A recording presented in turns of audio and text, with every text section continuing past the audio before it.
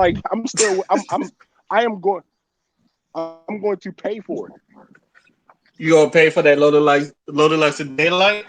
Yeah, even though I got the app, but I'ma still pay for. I want to go there and see. I swear, I would buy a ticket just to not go, just to say I gave money to that shit. I gotta see that battle. It's like if, before I die, I need to see Loaded Lux versus Daylight because those are the two most lyrically gifted motherfuckers I've ever heard in the battle rap world. Like it's almost it's crazy.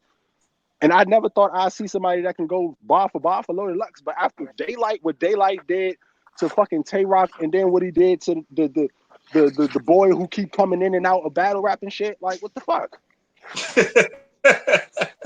He he's wiping the floor with people. This is the Daylight that was like you get the open hand, the fist of the deuce, rock paper scissors. Oh yeah, that's still one of my favorite daylight lines.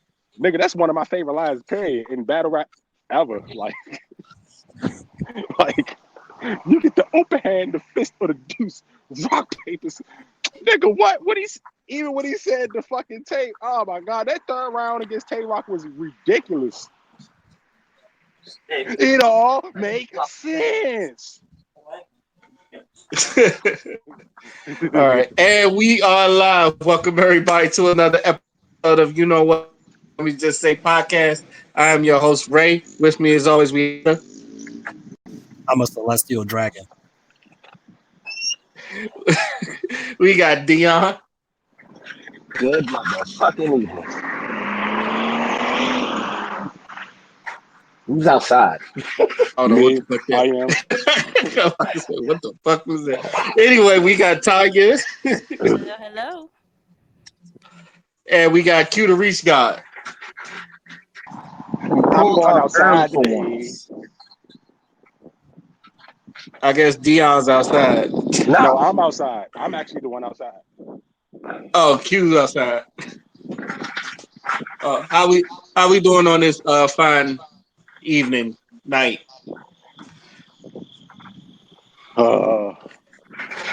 I'm pretty good. Sounds like everybody's in good spirits. All right. Without, No. as you can see, Q's Rest in excited peace to about a Jelani madness. Day. Rest in peace Oh to yeah. Jelani Day. Yo, there was a lot of people that kind of passed this week, didn't it? Melvin, Yeah. Was it Melvin Peoples? Yep. Was it Melvin Melvin Peoples? Peoples, Melvin Van AJ Peebles. Johnson, aka Ezel from Friday. Dang. That one was real sad. We ain't Like never half gonna get a that, Friday movie. I hate half, this. I hate this sound. I hate this is gone. dude, Like but it's damn. starting to. Yeah, You got to think a lot of those people he put in that movie was like in their prime at that time. Like they were at the peak of Facts. their thing. He just they it was a low budget movie that everybody was willing to take a risk on. But for a low budget movie, god damn. yeah. It had a lot of celebrities in there for a low budget movie. Hold on. That was I want you to say the that shit. launching pad for a lot of people though. You got to remember. I want you to say that shit one more time. It was a what? I said that was kind of a launching pad for a lot of people. No, not you. I'm talking about what Oh, Q said. Oh, it was a low budget movie. Thank you. It's a low budget movie. Let that shit sink in for a second. It was nobody. If y'all actually see, if y'all actually go to the a lot of them actually did like a interview about it, and John Singleton actually said out of his mouth, he was like, I didn't get paid more than $1,000 for that. But that just tells you a great. It wasn't script. John Singleton. It was F. Gary Gray. Yeah, you're right. But even then, everybody, the revenue after the movie, that just tells you that they had faith in the movie. That's also show you, and you know what? It's a good transition that we probably need to be on our own shit. And speaking of shit like that, let's talk about the Emmy snubs because everybody boom. is. because once again, it seems like it happens not every year, but every other year. Seems like every other year we talk about how black people in Hollywood get snubbed out of the Oscars, the Grammys, or the any Emmys, and then next year is all black or people of color. I hate using that word, by the way, but all black and people of color, and then what? That and then the year after that, once they get all their quotas of black people, it seems like they go back to Oscars being white or Emmy getting snubbed. Now, be mindful, Pose did win Emmys for like costume designs and other stuff, but none of the main actors won, nor did other black Emmy nominated people won for anything. And some people feel mad about it, and a lot of people feel like, you know, it. You y'all know the story. How do y'all feel about this? I just wanted to highlight that Friday shit for a second because how long have I been saying this? I am so fucking tired of black people and their low self-esteem. Friday was a low budget ass movie and it is a hood motherfucking classic. Don't drink in your juice in the hood. Don't be a menace. It's like don't be a menace. Off of you, hold on, real quick. To piggyback off of you, correct me if I'm wrong, but Ice Cube funded that entire thing his damn self. He paid for all that out of his own fucking pocket, didn't he? I don't know for I sure. believe that was the case. I think that was. But see, what black people don't understand is that the beauty of betting on yourself when it comes to these movies, like it was a low budget movie. We should be happy for that because that low budget movie is considered one of the greatest movies ever. Like one of the greatest comedy movies ever. It's like, come on, like how can we not be proud of that? Like I'm not gonna lie and say it wasn't a low budget movie. That movie was low budget as shit. Look at it. You can tell. But that shit worked though. It was genius. It was so fucking smart. The entire movie was literally on one fucking street the entire time. How is that not a low budget movie? And not only that, to reach the success that it did, to launch 3 sequels that were, also pretty good in their own merit as well. So yeah, when we put our shit, when we put mind to our shit and we actually invest into our shit, we create amazing shit. It doesn't matter if you do it in a bathroom stall. Like, look at all the fucking black Vine creators that got famous just doing random ass shit, and the shit was funny. Look at all the black creatives on TikTok that be coming up with all these dances that other people just steal so they can get their shit on the Explore page. Look at all the shit that black people have created in the history of America that we do not get fucking credit for. And you telling me that you are crying because you ain't get a couple white awards? Like, bruh, I'm so tired. And they do this all the motherfucking time. Even like, you know what? It's even getting worse because I'm going to sidetrack off the Emmy shit for a second because I really want to bring this up because it's been boiling my blood. Fucking video games where you have people that scream and beg and cry for representation. We don't get enough representation. They put some representation in the damn game and y'all are still mad because people are upset about the fact that you get a representation. They're never satisfied. They're never fucking satisfied. And it's always going to be a lose-lose because when you do get the fucking representation, they're only doing it to pander to your low self-esteem having asses. And then when they don't add the representation and they want to make something genuinely for white folks, then people want to scream and yell and holler and talking about, man, we have a voice too. We matter too. And I'm like, ain't nobody saying you matter, but what the fuck do you look like begging for somebody to represent you? What the fuck do you look like? See, which is why I ignored that whole Overwatch thing when it was going on. Because he was like, they should put a black woman. I was like, they put a black person in there. It's like, that's not a black woman. It was like, bruh, y'all been asking for a person to come, even though that thing is like multi-diverse. Y'all was mad because they didn't put a black woman. I said, yo, y'all being real right now. Y'all being also, real. To add to that, also, this is why you have the term target audience. Something to think about there. Hey, I mean, you can have a target audience, but because you know what it is?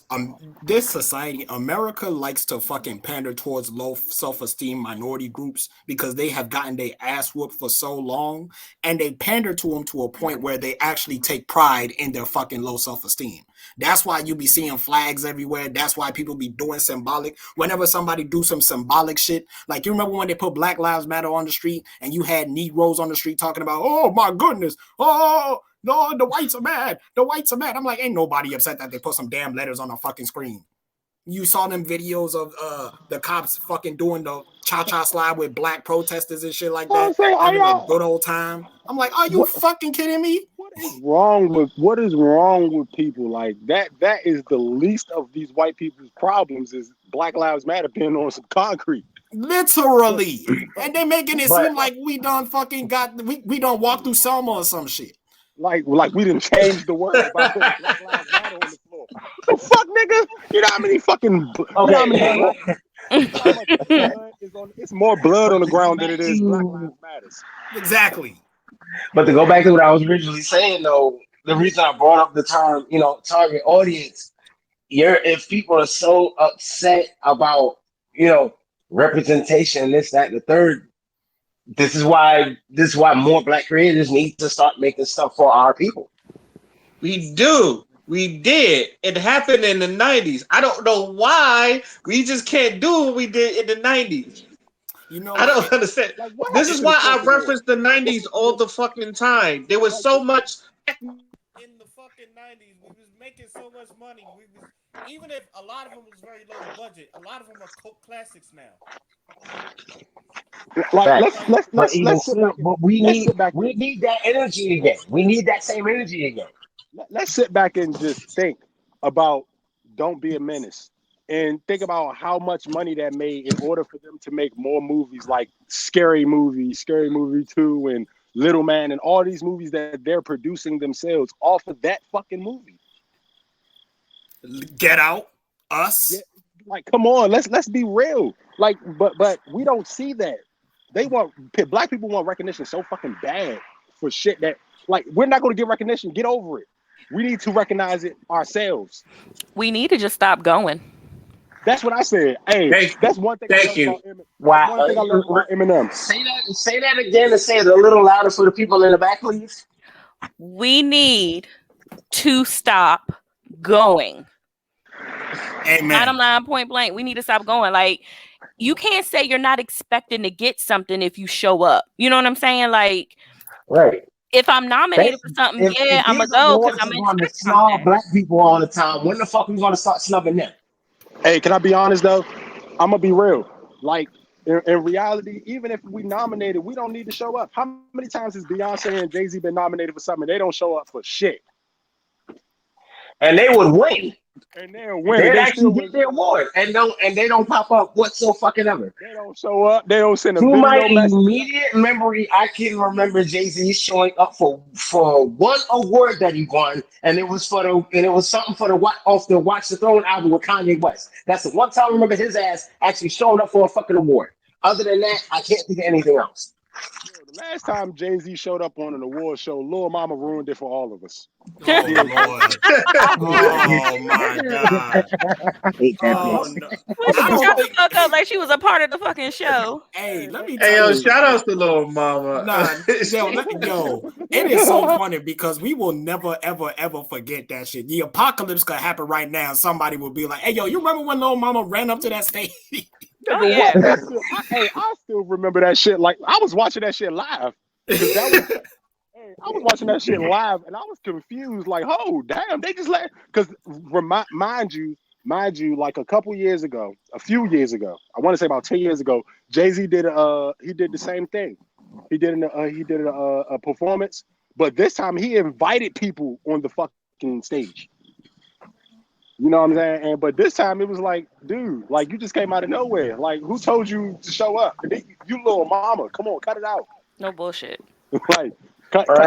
I'm still trying to figure out where she came from. She came from the audience, somewhere in the first couple of rows, and she just hopped a little ass on the stage. And nobody stopped her. Nobody It's stopped just like, because they didn't want to fuck up the shit. Like they didn't want to fuck up the I mean, performance if because of that. The funniest shit about it was I've somebody seen wants to niggas get embarrass jumped on themselves, stage. did y'all notice how Jay-Z was looking at her? Hell Like yeah. he was looking confused, like, oh yeah, you got the audacity, bitch. Okay. Like you don't know. You little mama, calm down. Have a seat. Just be happy you was invited to the program. Like, I don't think Cardi B is gonna jump on the stage with Beyonce. I'm just saying. Or Lil Nas X for that matter. Cut it out. Hey, bro. Yeah, but it's like what I'm saying, bro. Like, the black people need to stop with their low self-esteem bullshit. I'm tired. You are not fucking. You don't need representation. And to whoever is still on that shit, my nigga, you like. There's black everything. You can find a black version of anything you want. If it's not there, be it. You got the fucking. You come That's from what I a was gonna bloodline. say. Like, And another thing, if, hold on. if you're And another thing, just to piggyback what you said, after we get our shit and we make our own record, let's not fuck it up for ourselves.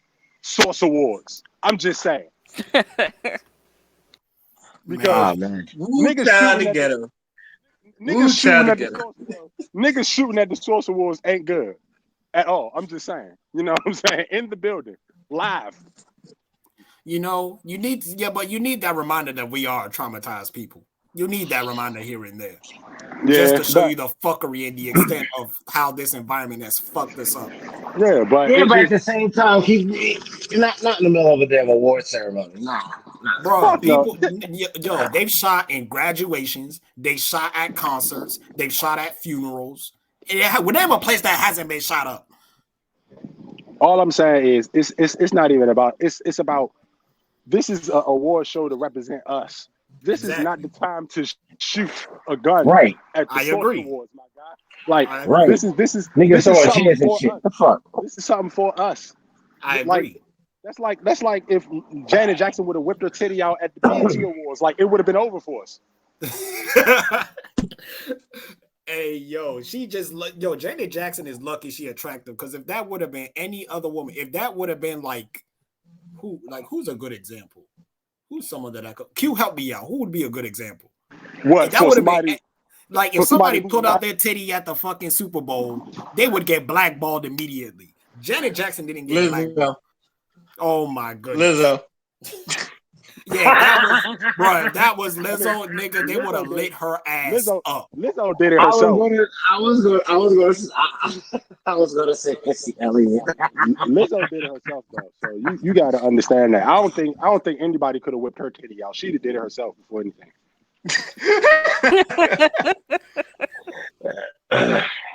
By the way, shout out to Lizzo, because I haven't seen any Lizzo slander in a while, so I'm happy about that. Damn it. Let's keep it that way. Yes, please. I know I brought her up. Way.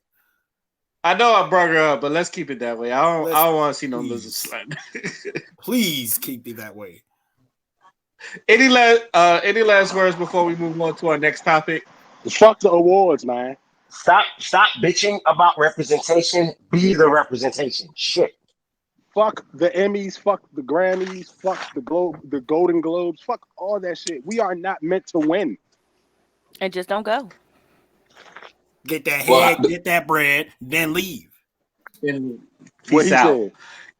The way I see it, I don't even mind these award shows, because I don't even think they're for me. Like, they're for me to judge. The shows or the movies, they're for me to judge. So whatever awards that are won, that's for the filmmakers to concern themselves about to celebrate. I don't even watch anymore. The only two award shows I even bother to watch anymore are the goddamn BET and MTV Awards. That's it.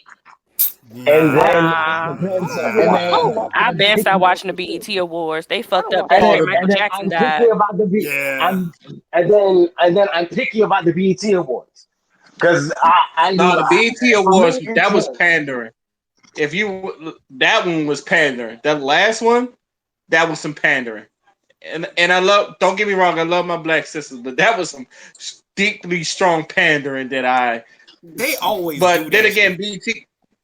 BT had this year of the black woman, so it's like I get it, but it was just a woo. You see, Nah, To right? me, I'm good on the BET. to So who me, got like, snubbed? I I'm missed good on it. the BET who Awards. didn't? I watched the BET That's a Hip Hop list, Awards to bro. see the cipher. I Who came in didn't late. get That's why snubbed, I nigga? thought In the we fuck? went through it. Who didn't get I watched snubbed? the Hip Hop Awards for the Cipher. That's what I said. I only watched the Hip Hop Awards to see who show up in the cipher. Mm. Right. BET. You were right. They Which, were And by paying the then way, niggas. I'm we probably should picky. start. I'm picky about what I watch when it comes to. I don't even fuck with BET like that. Anyway, oh man, if Selling Out was a TV channel,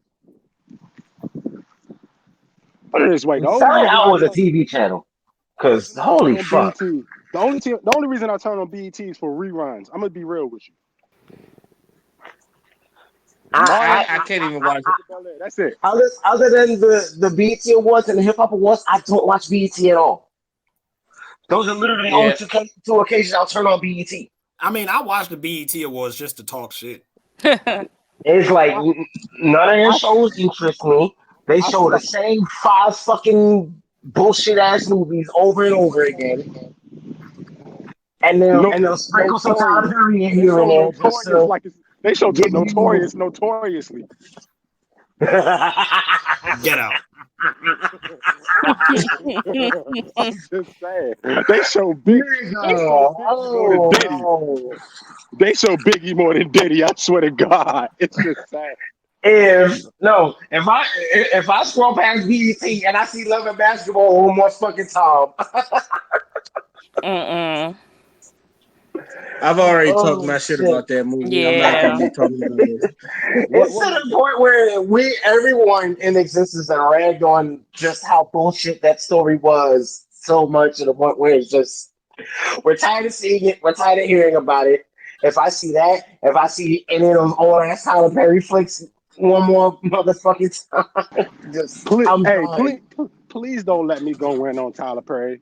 Let's No, just no. That's a whole We stopping other that. let's. that's a I'm about to whole say other let's Yeah. skip this conversation. segment. Let's That go to the next if segment. we're gonna talk shit about Tyler Perry, that needs to be a separate episode of this podcast in itself. Just We Tyler done Perry, did that like 10 times. and we know how I I'm feel about pretty Tyler sure. Perry. Let's just leave me alone out of this. And I'm the, and I hey I'm down to do it again. I don't give a fuck. It's just that needs to be a whole separate episode of itself. We got other shit to talk about tonight. But anyway, Okay, No, it does not, Dion. it We don't. done been through It it. don't. Man, how many times we gonna beat the shit out of this nigga, man? I'm sick of him. I'm tired. It's just I'm over him. I'm done. I'm good. I watched the it's Tyler Perry movie. fine. It's fine. I watched the Tyler Perry movie the That other dead day. horse has been beaten to a pulp too many times. All right. But I'm goddamn it, he saying, keep getting up. He keep getting up, making the same shit. It's like you remember the movie Me, Myself, and Irene where they found that cow in the middle of the road and they were trying to kill it and the bitch kept moving. That's how I feel about Tyler Perry. you know who Tyler Perry is? Tyler Perry is Shawn Michaels. He always kick out at 2. Two and a half. Two and a Oh half. my Two and a God. half. Oh No, my 2.5. God. Father, get the fuck out. Get the You fuck know I'm out, right, Father. motherfucker. You are absolutely right. It ain't nothing worse than a 2.5 count. There's 1, nothing worse. 2, 3. Ah! I hate you. I hate you, Father. I used to sitting there yelling at the TV. No, the ref's arm hit. That was 3. That was 3. The fight should be over. The only thing worse than Shawn Okay. Michaels All kicking right. out is John Cena kicking out. All But I'm right. gonna just leave it. Speaking of wrestling, before we get into our next topic, speaking of wrestling, Kenny Omega versus Bryan Danielson, you gonna consider that match the year? Because that was a great match. I'm gonna consider it an honorable mention, but not quite match of the year. I will Not consider it an there. honorable mention though. But you know what? You know what match I like better than that one?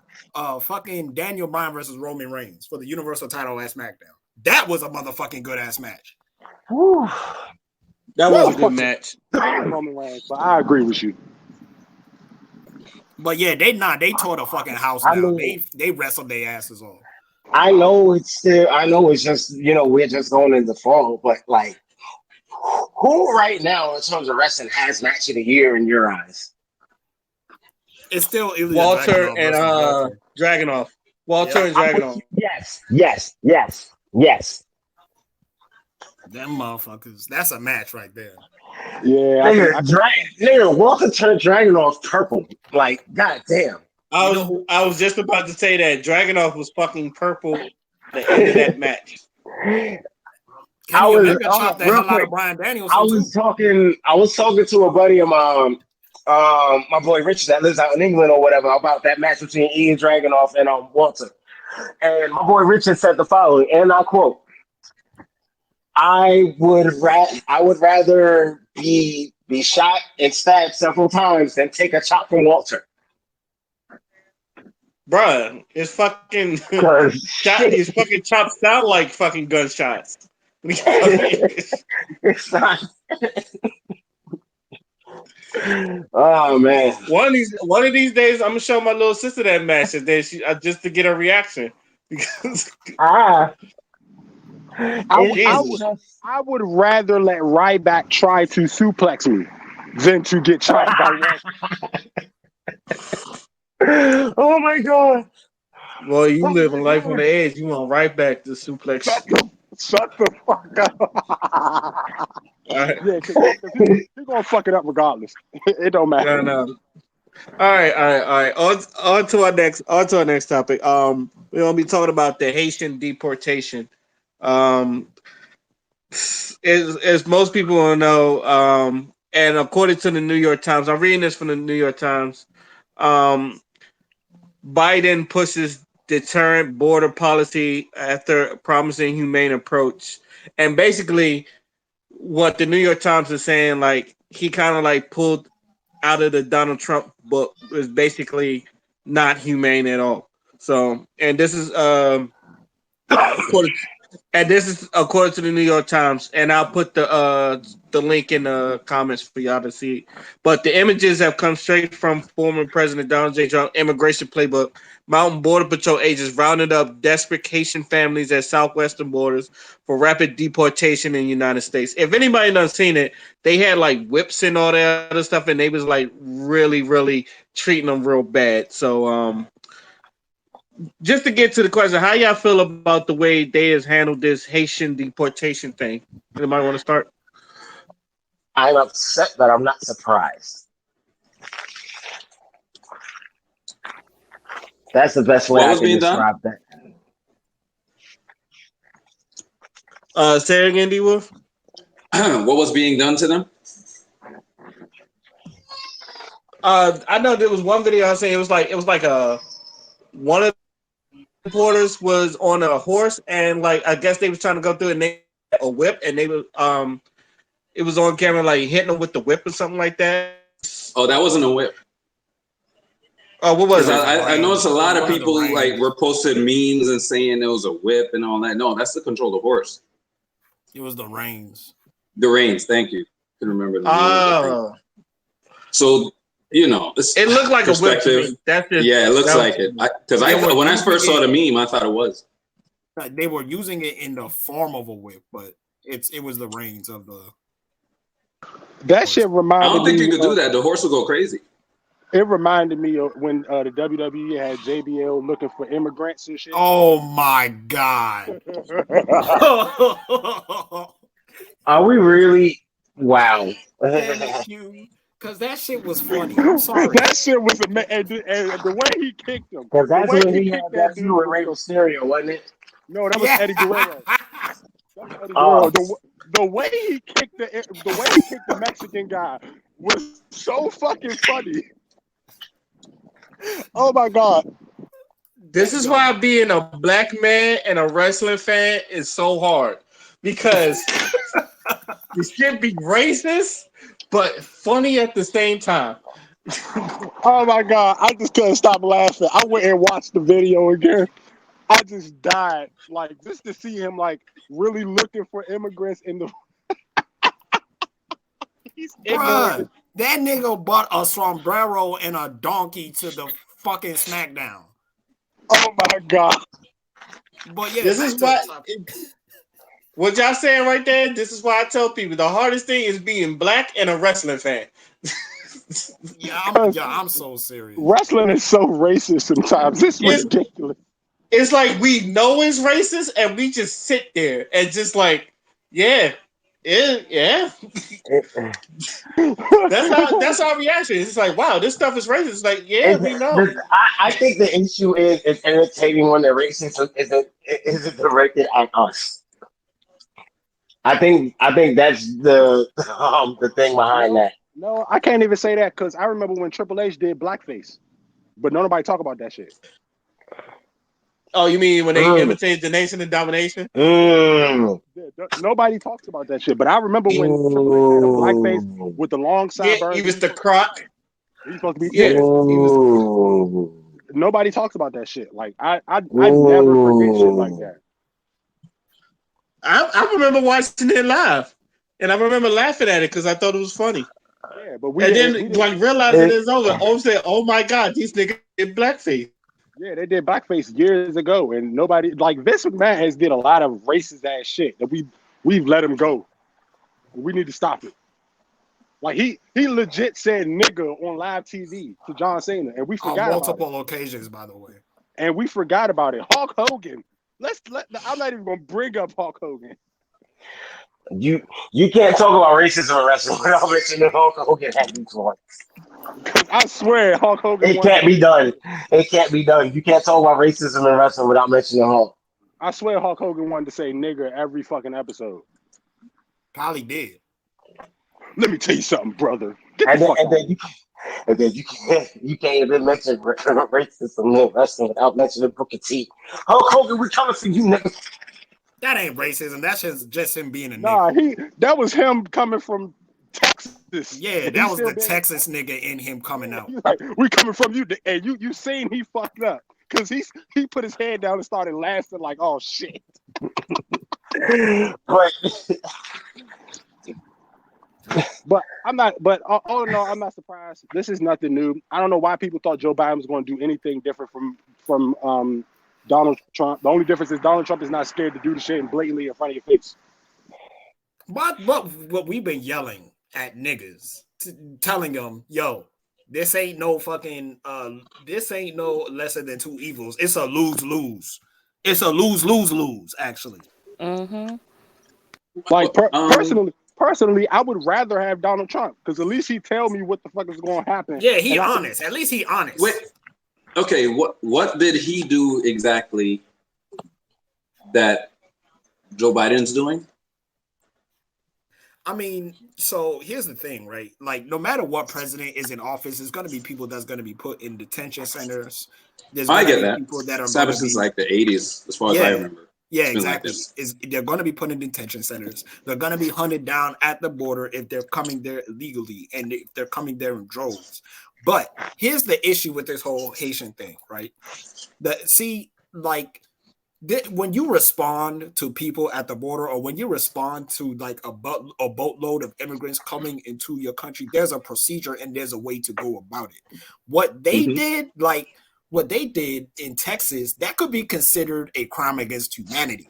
But the problem is that a lot of Western countries get away with it because these are the leaders of like the UN. These are the people that have the most money in the world. You know what I'm saying? These are the countries that, they import, if they embargo you, your shit is done. Look at what happened to Cuba. What's particularly disgusting about the whole situation about Haiti is that Haiti as a country has been just disemboweled ever since its independence in 1804. They were forced to pay over 150 million francs to the French when they got their independence. That was 10 times their GDP at the time. And they had to neglect their land. They had to neglect their social welfare services. They had to neglect education. They had to neglect hospitals to pay that shit back. Not only that, but the U.S. has had a hand in destabilizing the country on more than one occasion. In 1990, there was someone called Aristide. He was the president in 1990, but then he was kicked out due to a coup that was backed by the U.S. Same thing happened in the early 2000s as well. He came back, got the presidency of Haiti back again, and then they ousted him again in another military coup that was backed by the U.S. when the 2010 earthquake happened, you know how they made it seem like they were sending aid and the UN was there to make sure. Yeah, no, not really. They were there to, they were there to make sure to project a certain narrative, and Western countries patted themselves on the back for doing a good job. Yeah, you look 10 years later, and Haiti is still worse off than it was 10 years ago. So the U.S. has always had a hand in destabilizing Haiti to the point where it's become the poorest hemisphere in the world. Not just the United States, France and the UK as well. So because of that, when these migrants are coming over to Texas for a problem that the U.S. helped to, corroborate, then you can't exactly blame the Haitian people for what they're doing. These people, when it comes to the Haitians coming over, I do not hold them in the same regard as like the Mexicans and stuff like that, because this is a different situation. Like this was forced upon them. Like I can't see it the same way. This ain't them coming here, oh look for a job, this and the other. No. This is serious refugee shit. Yeah, and it's so sad because this country has literally been messed with ever since its independence in 1804. That's over 200 years. Do you know how much shit they could have gotten done in 200 years if these Western powers didn't meddle in their affairs? And then you see why violence is so rampant in that country. You see why destabilization is so rampant in that country, because they never legitimately had a chance to prove themselves. Haiti is a land that has a lot of natural resources. Haiti was one of the most successful, colonies that was owned by the French. It made France a lot of money. And then they just abandoned them and forced them to pay reparations that they knew that they couldn't pay. Haiti never had a chance to begin with. So you see a huge Haitian diaspora in all different countries because that country in itself never had a chance. I swear, man, every time people do shit, every time the government does some shit outside of what the founding fathers said, this is the shit that happened. Because they said, don't fuck with any other country, don't involve you, so you could trade, do all that stuff, but let's not throw the military there and all that bullshit. No, we don't need that. Let the other countries do that. And look at the bullshit that's happening. And we haven't learned. Since 1700s, we haven't learned. No, well, we knew, but these motherfuckers, they're just corrupt. So they're just ignoring the shit. Talking contradiction. Yep. It's just that simple. They make rules for themselves so they can break them. All of these politicians. But they dare to call themselves American. They ain't following the mandates from the OGs.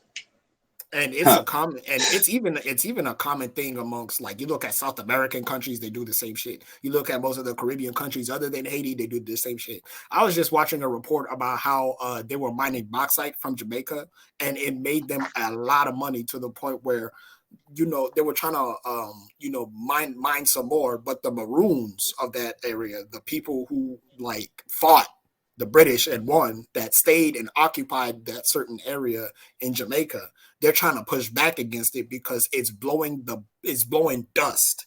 The dust that they're using to mine the bauxite, the dust is coming towards the community, and it's compromised their drinking water. It's compromised their homes. It even got to the point where some people had to put their clothes in bags because the dust would just make their clothes dirty.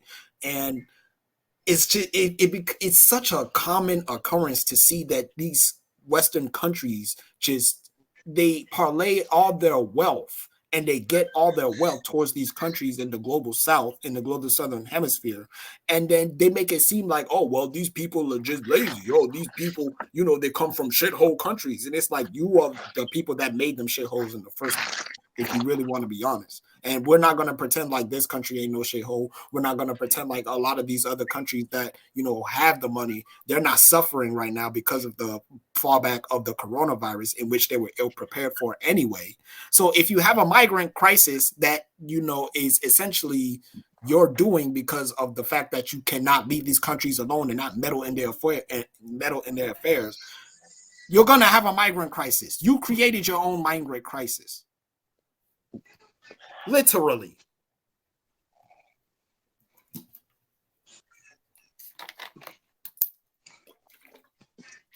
Any last words before we move on to our next topic? I was just here to learn. Like I'm be honest with you, I knew a little bit of it, but I didn't know a lot. So I'm gonna basically, say I this. So I'm gonna say go this. ahead. It is so sad that Haiti is one of the most hated countries in the world. And I say that because everybody has ignored these people. Everybody has watched what happens to these people in broad daylight, and nobody really wants to do anything to help them. Like as a global, as the earth, as like a global spectrum of human beings, like we're not doing anything to help these people.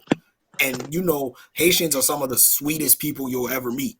You know what I'm saying? These people literally bonded themselves out of slavery. They fought and died for their independence to the point where even other colonies looked at Haiti for inspiration. Not only that, after Haiti got its independence, it even helped other countries get their fight for their independence as well. There's entire articles about it when it comes to certain countries in South America, in which names I cannot remember, but they also help to liberate a lot of people as well.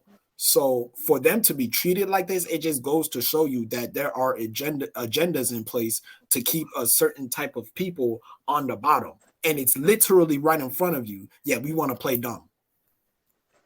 I already knew that once people started pushing Hillary. I was like, yo, but what about Haiti? All that shit she did in Haiti, and not only the kids too. I'm like, all right. So nobody really thinks about these people. Nobody cares. Nobody cares, man. So this doesn't Like I surprise said, me. I hate seeing it, but this doesn't surprise me. I hate seeing it too, but I'm glad I just sit back and learn.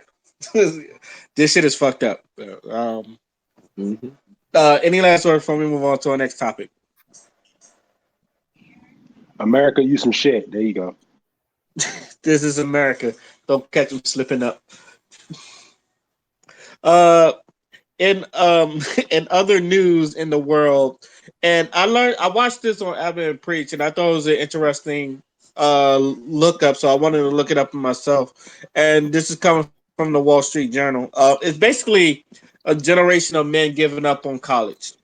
Now, according to the Wall Street Journal, at the close of the 2021 academic year, women made up 59.5% of college students to an all time high, and men 40.5, according to the enrollment data. The National Student Clearinghouse, a nonprofit research group, colleges, university had 1.5 million fewer students compared to 5 years ago, and men accounted for 71% of the decline.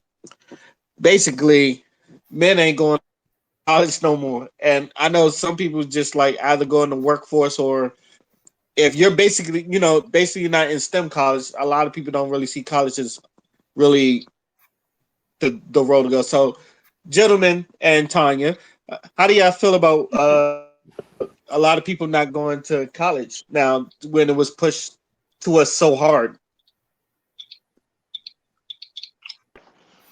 Is I don't this want to owe money university? for something that I don't want to owe money for something that like I might not get a job for. I mean, I'm just being honest. I mean, it's a different era.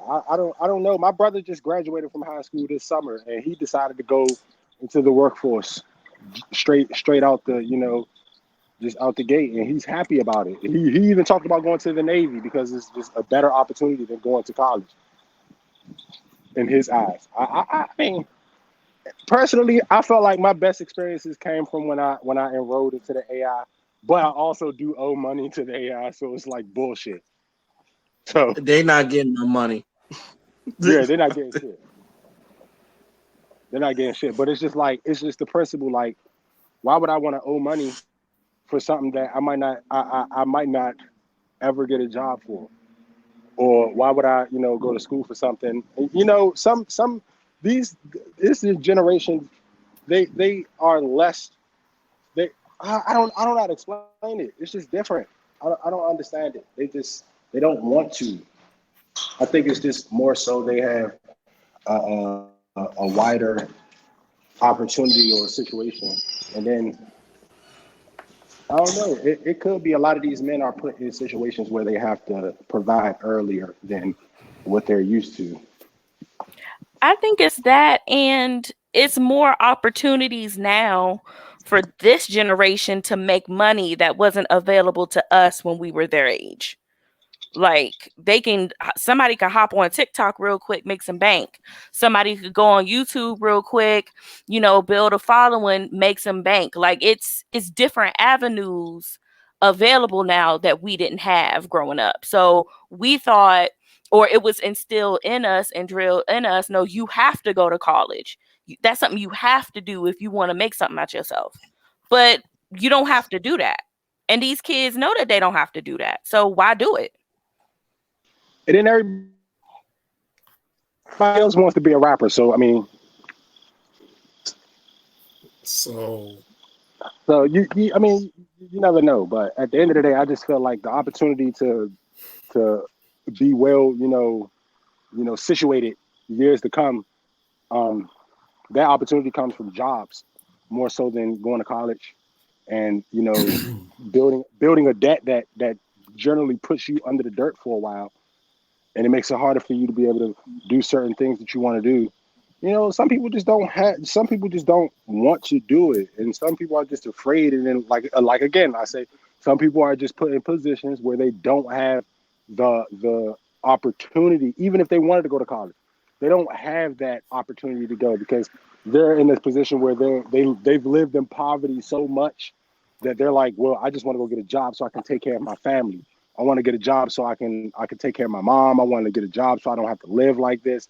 You have people that are in these situations that see, people who go to college and end up still working at a McDonald's, end up still working at a grocery store. And it necessarily, it gives them no hope. Like, why would I go to college and end up just like you when I can go get a trade and I can have a better job than you without owing anybody money or, putting myself in a financial, bind. It doesn't make sense.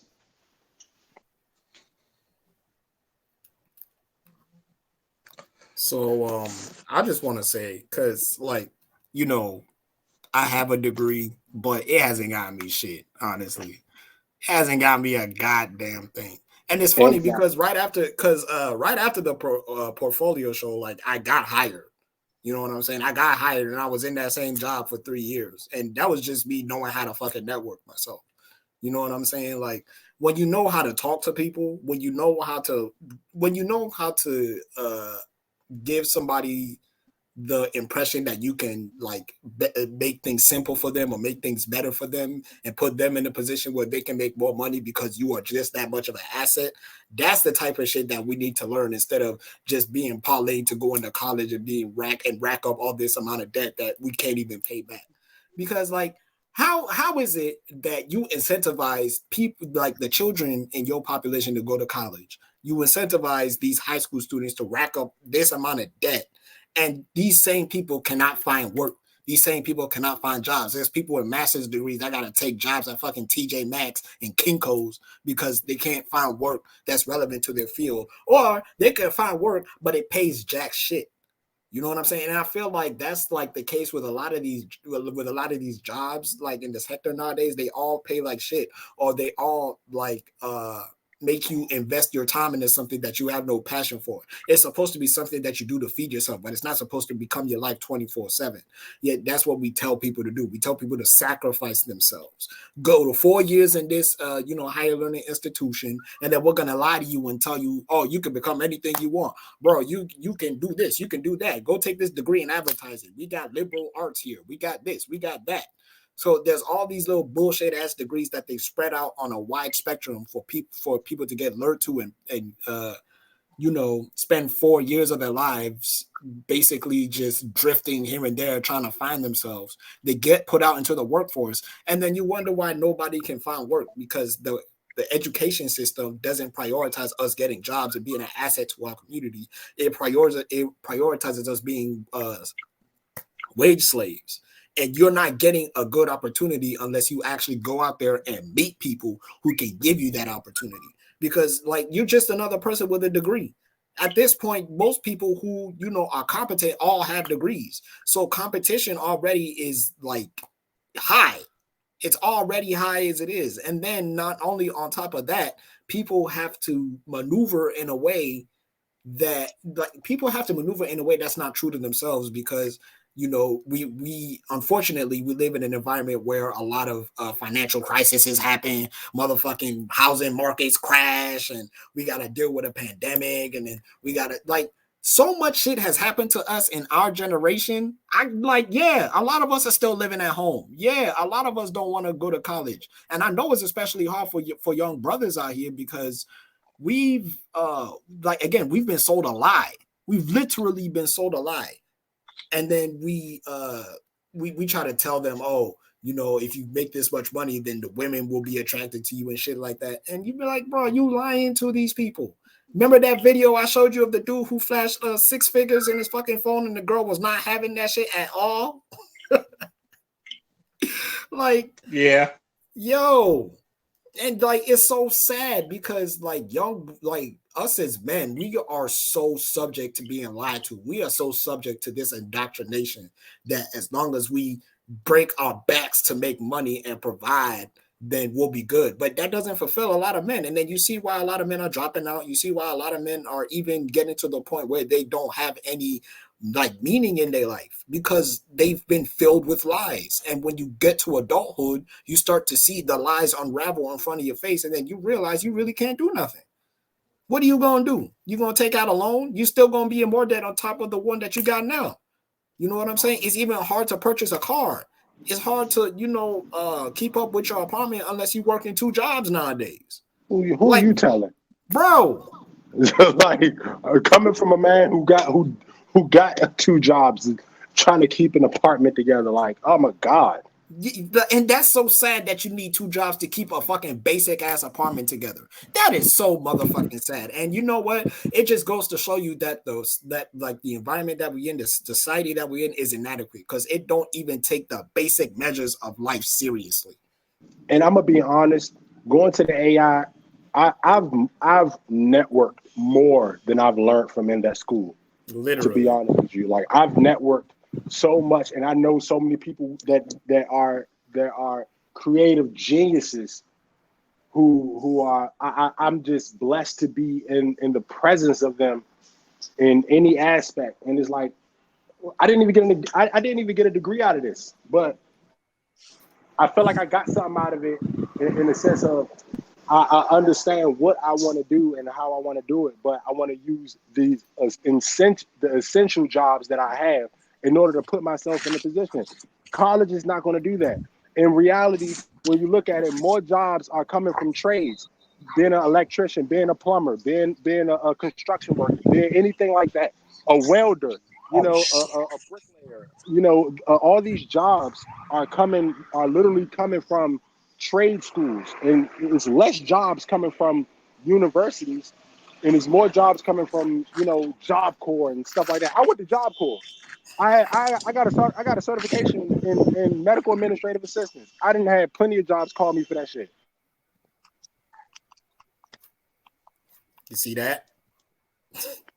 I mean that, yeah, it's all in the trades. And you know what, Ray? It's good that you have this topic, because the video that you linked, the Abba and Preach video, Abba actually makes a really, really good argument about fucking minority parents and immigrant parents, and how they push their kids with these unrealistic expectations. You're gonna be this, you're gonna be that, you're gonna bring home 6 figures, and you gonna build for the family. And it's so many people that I know, the pressure gets to them.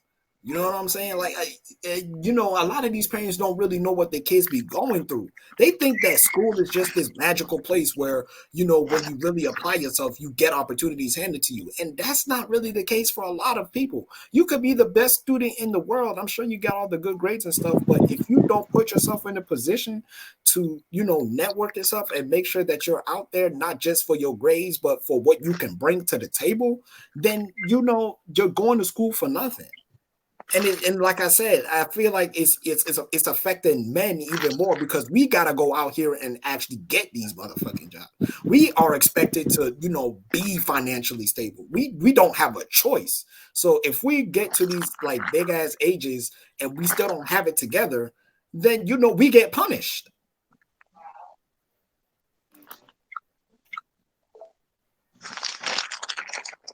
Bruh, my bad. D Wolf, you got anything to say? Because I feel like you was Yeah, about to I say tapped something. out. I tapped out when I went to City Tech. I mean, I learned a few things, but I was like, there's nothing here I couldn't learn on my own, you know.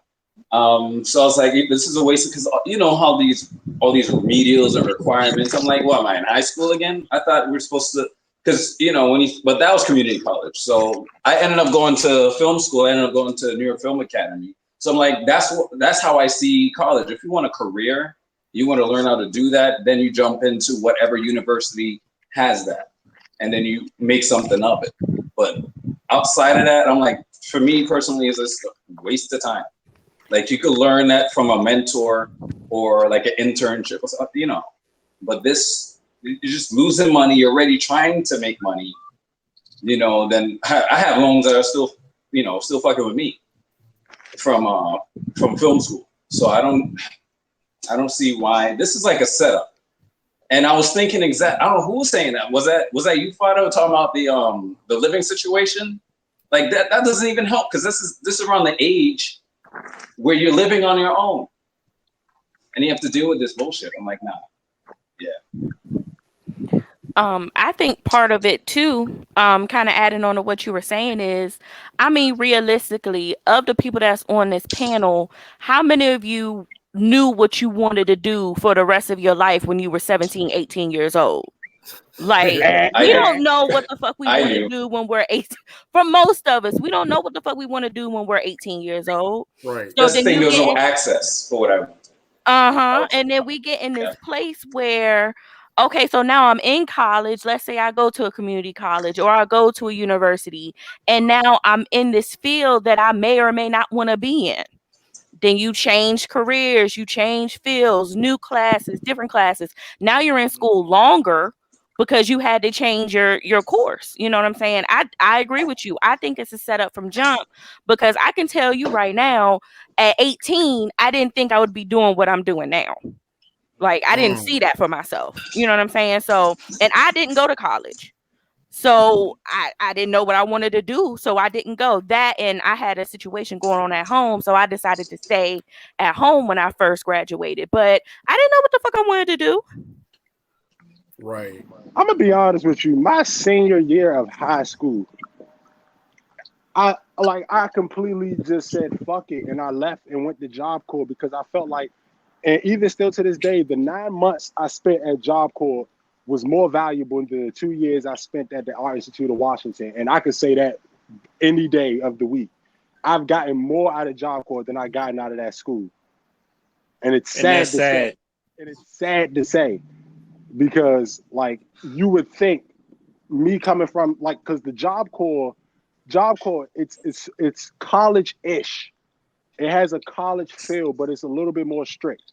But in that sense, it's like when I got to the Art Institute of Washington and like I'm going, why the fuck am I in fucking psychology? Why am I taking psychology? Right?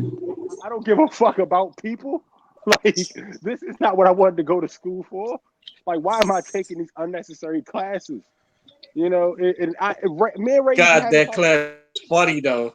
That Yeah, class oh was man, funny as hell. that class was amazing. But me and Ray used to talk about this all the time. What the fuck?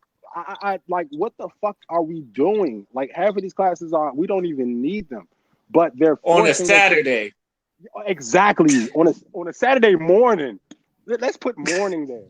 Like who the fuck is up that Saturday morning unless you got a job or you got a game, you got a football, a basketball game that morning. Like nobody's fucking up. Like so, with that being said, like we got up early in the fucking morning for nothing, for a dumbass fucking class for 2 hours and went home. It meant nothing to nothing that we majored in. Nothing we majored in. Like it didn't make sense. And Job Corps taught me a lot. It gave me a lot of more opportunities. And it's sad. It's sad that I get more opportunities out of something free than I do out of something I'm paying for. You Like want to know what's sad? But so what's sad is that I have 3 years experience and I'm still having trouble like finding work. Even with experiences, they put fucking roadblocks. because That's the real kicker about that. Imagine I going went to through school that. for 4 years to learn something, and then Mhm. they telling you, "Oh, you need to have experience." And it's like that's why I'm here. This is a base level Exactly. job. This is there are already because people don't understand with these jobs there are already people in place because of who they know, networking, who they like the hierarchy, who's higher up, how they college. Half of these motherfuckers who got jobs that we want didn't go to college for it. They know somebody inside the corporation where they push them. We don't get pushes like this. You know, The worst. we gotta go through Sorry, go ahead. we gotta go through 4 years of bullshit just for a motherfucker to tell us no to our face when we show them a fucking degree. I have the shit that this motherfucker don't have, and you still telling me no. The worst part is all online too. All on So you fucking can't talk to them in person so they can have a feel for you, read for you, hear what you say. Like you have to wait till you're done with the online process to even get to that stage. But with the online process, it's hard to get to that stage to talk to somebody. Um I've never not gotten a job after an interview. I've never not gotten a call back. Every time I got an interview, I've gotten that job. But I've every gotten time I send an application online and this bullshit, and I'm qualified, that's the thing. And I was told by someone like, no, if you're overqualified, you ain't getting shit Yeah. because all they're hiring is current students and foreigners or illegals. They're not paying unless you know someone. That's it. exactly. That's So all it I took me say. forever to get a fucking job. That's why I say the Art Institute of Washington didn't do nothing but introduce me to to the greatest couple of friends that I have in my life, and to introduce me to some people who could push what I love to do in a certain direction that Mhm. would help all of us. That's all it did. That shit didn't do anything for me but introduce me to my best fucking friends and introduce me to some creative motherfuckers who can do shit. That's it. Other than that, like, what the fuck else did the AI teach us? Don't put your money into a school that's not a university. That's what they told you. Hey, but I'm not gonna lie though, that shit was lit though. No. I didn't say it wasn't lit, because the experience. I tell you, still to this day, I wish I could go back to those days, just for a month, just to enjoy the presence of all the people that I was around, just on a daily basis.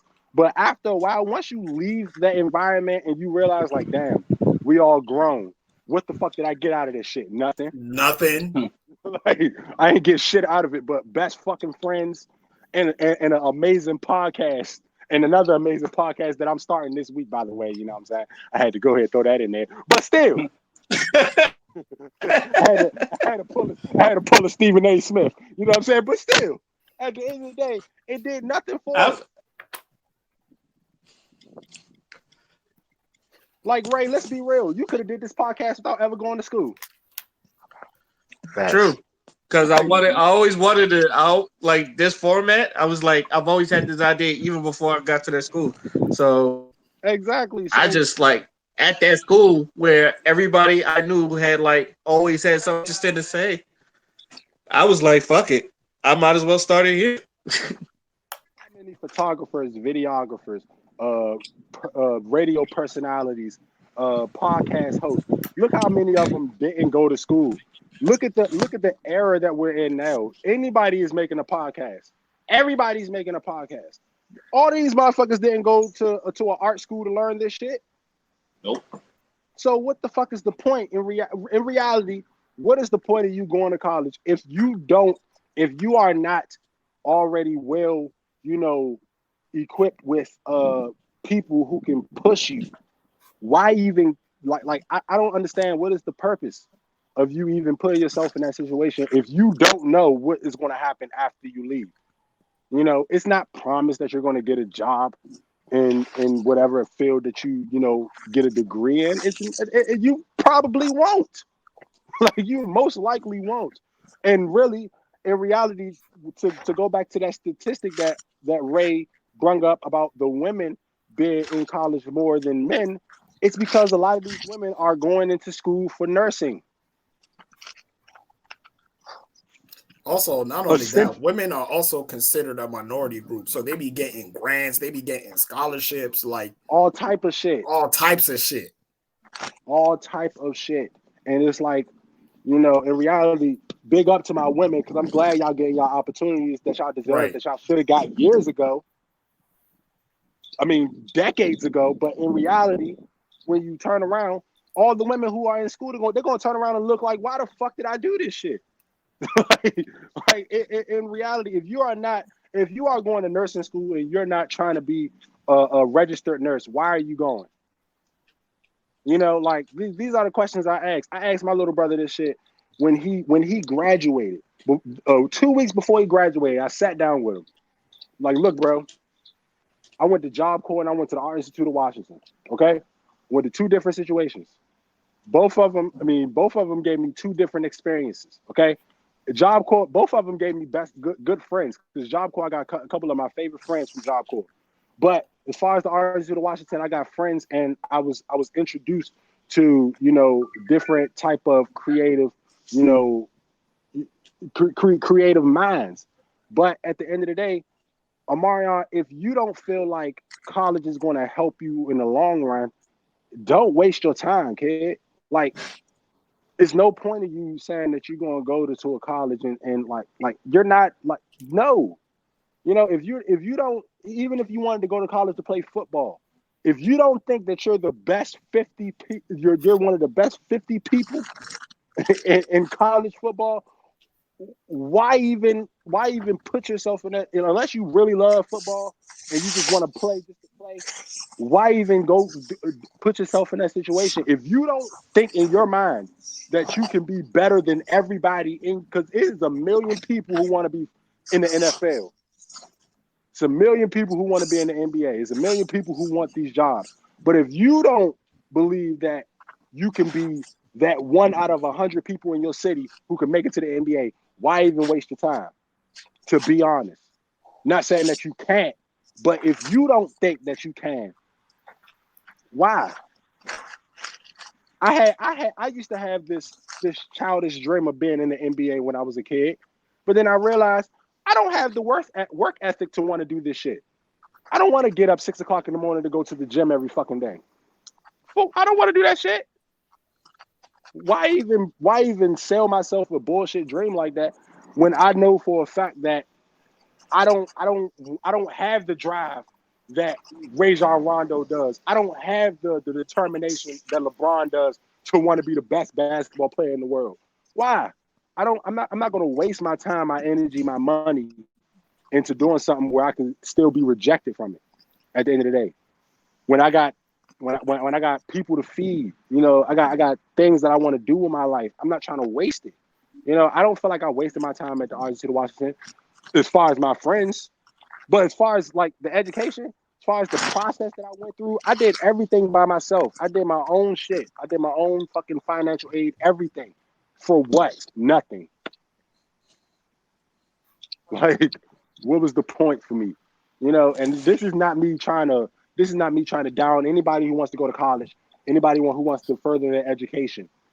I'm just saying that if you are not for sure on what you want to do once you leave college, do not, and I mean do not waste your time doing it. It's no point.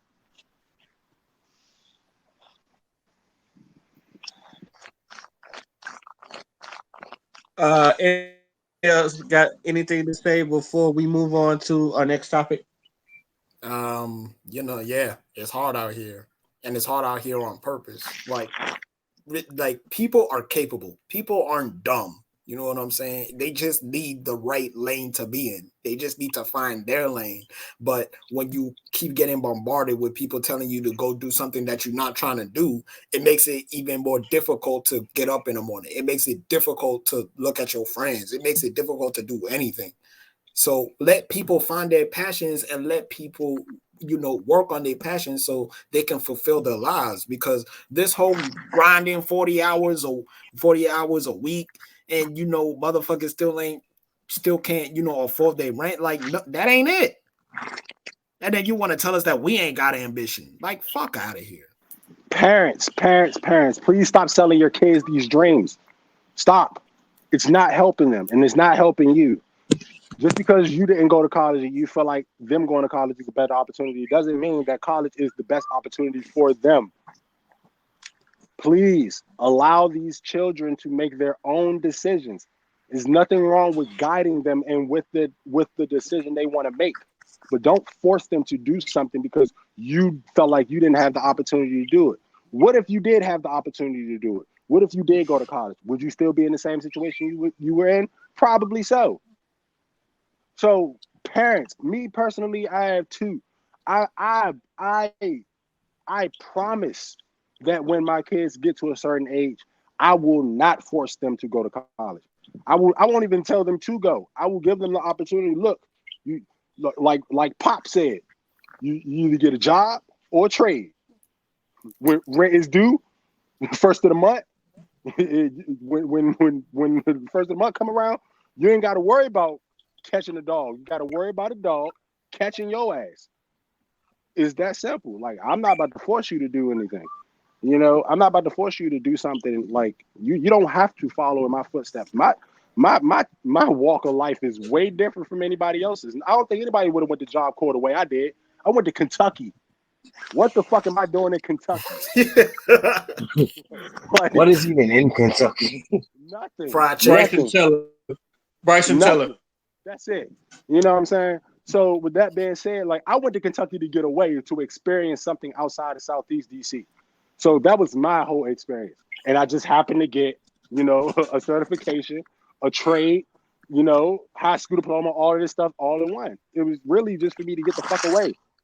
So, like, if you really don't believe, like, if you don't know for sure, please don't force yourself to do something that you're going to regret years down the line. That's all I'm saying. All I know is, and I think a lot of people said, I met a lot of creative people at that school, and a lot of them, like, had real out of trouble with networking, or they have the showcase where you show them their stuff, and a lot of people there did not seem interested in none of the kids. And the one thing, because I did go film, I realized we was right next to, what was it, the NBC building? Or CBS building or something like that. Yeah, it was ABC. We were right next to it. Was ABC. It was ABC. It was ABC building, and they never came over to our side to see what we was doing. You would think I noticed that. You would think that the Art Institute of Washington would have some type of ties to the networking building right behind it. That's hard. No. I'm about to say, Ray, we literally went in the building to get food, but we never went in the building to network because the Art Institute of Washington didn't give us that opportunity. Like, what the fuck? Shit. I attended the Vride briefly, and literally like 2 blocks up and around the corner, PBS's shit is right there. And you would think there'd be some connections between them, but no. Because it's not about the betterment of the students. It's about the money. It's about the revenue to keep the school open, to keep people putting money into their schools. That's what it's about. It's not about helping us graduate, helping us, network and meet people and putting us in better positions. It's not about, they don't care about stuff like that. It didn't take nothing to bring a producer from that building in to talk to us one day. How many seminars did we have in that fucking in the lounge room for stupid ass shit? They're giving out pizza and soda for some dumbass shit. Like, come on, I'm always out for some pizza, but still. Come on, man. We can get pizza from the fucking buffet across the street. We don't need pizza. And before anybody says anything about, oh, well, you went to the Art Institute and you went to DeVry, so of course you didn't get anything. Let me remind you that people in this country are pandered to and sold dreams in order to go to whatever place they want. If they like, my thing is, if they are offering degrees and they're offering an educational service, then people are going to take it, especially if they're coming straight out of fucking high school. Oh man. Put it this way: when they are emailing and calling you to come in, because I didn't go looking for the Art Institute of Washington. Art Institute of Washington came looking for me. Same thing happened to me. They came to my fucking school and they said video games, and I was sold. Oh my God! They called me. They called me. They emailed me, then called me because like, it was like you sound like Martin when he got the job with the talk show and shit. They called me.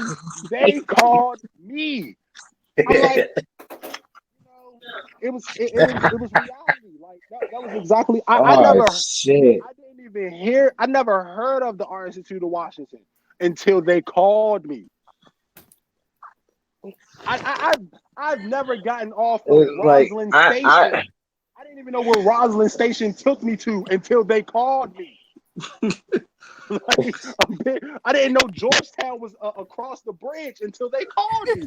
I swear, I'm not lying. All right, Martin. Okay, Martin Lawrence. Goddamn. They called me. Fucking truth. I mean this from the bottom of my fucking heart, bro. Like, that's what makes it funny. Like it's like sad. Everything you're saying is straight facts. That's what makes this funny. Like what the fuck? Like y'all called me. Y'all offered me education. Y'all offered me all of these resources and all these things. They gave me a tour, showed me the rooms where I can edit shit. They showed me the room where you can record shit. They showed me the lounge and shit. Like they showed me all of this shit. And why you acting weird to me? That's exactly what this is, right? Just why you acting weird to me? Like I don't understand it. That's why I just say people just make your decisions based off of you. That's it. Do what you want to do. I already made up my mind. I want to tell my kids, hey, straight up, look, don't even bother with college. Just look, you're better off with a trade. You're better off with some form of a trade. I don't care what the fuck it is, electrician, plumbing, something. But don't even bother with college. At least, especially as an electrician, you will always have a job as a motherfucking electrician. Or mechanic. Or plumber. Uh-huh. But Ray, I told you we should have sold crack. I swear. I was thinking about it. So crack.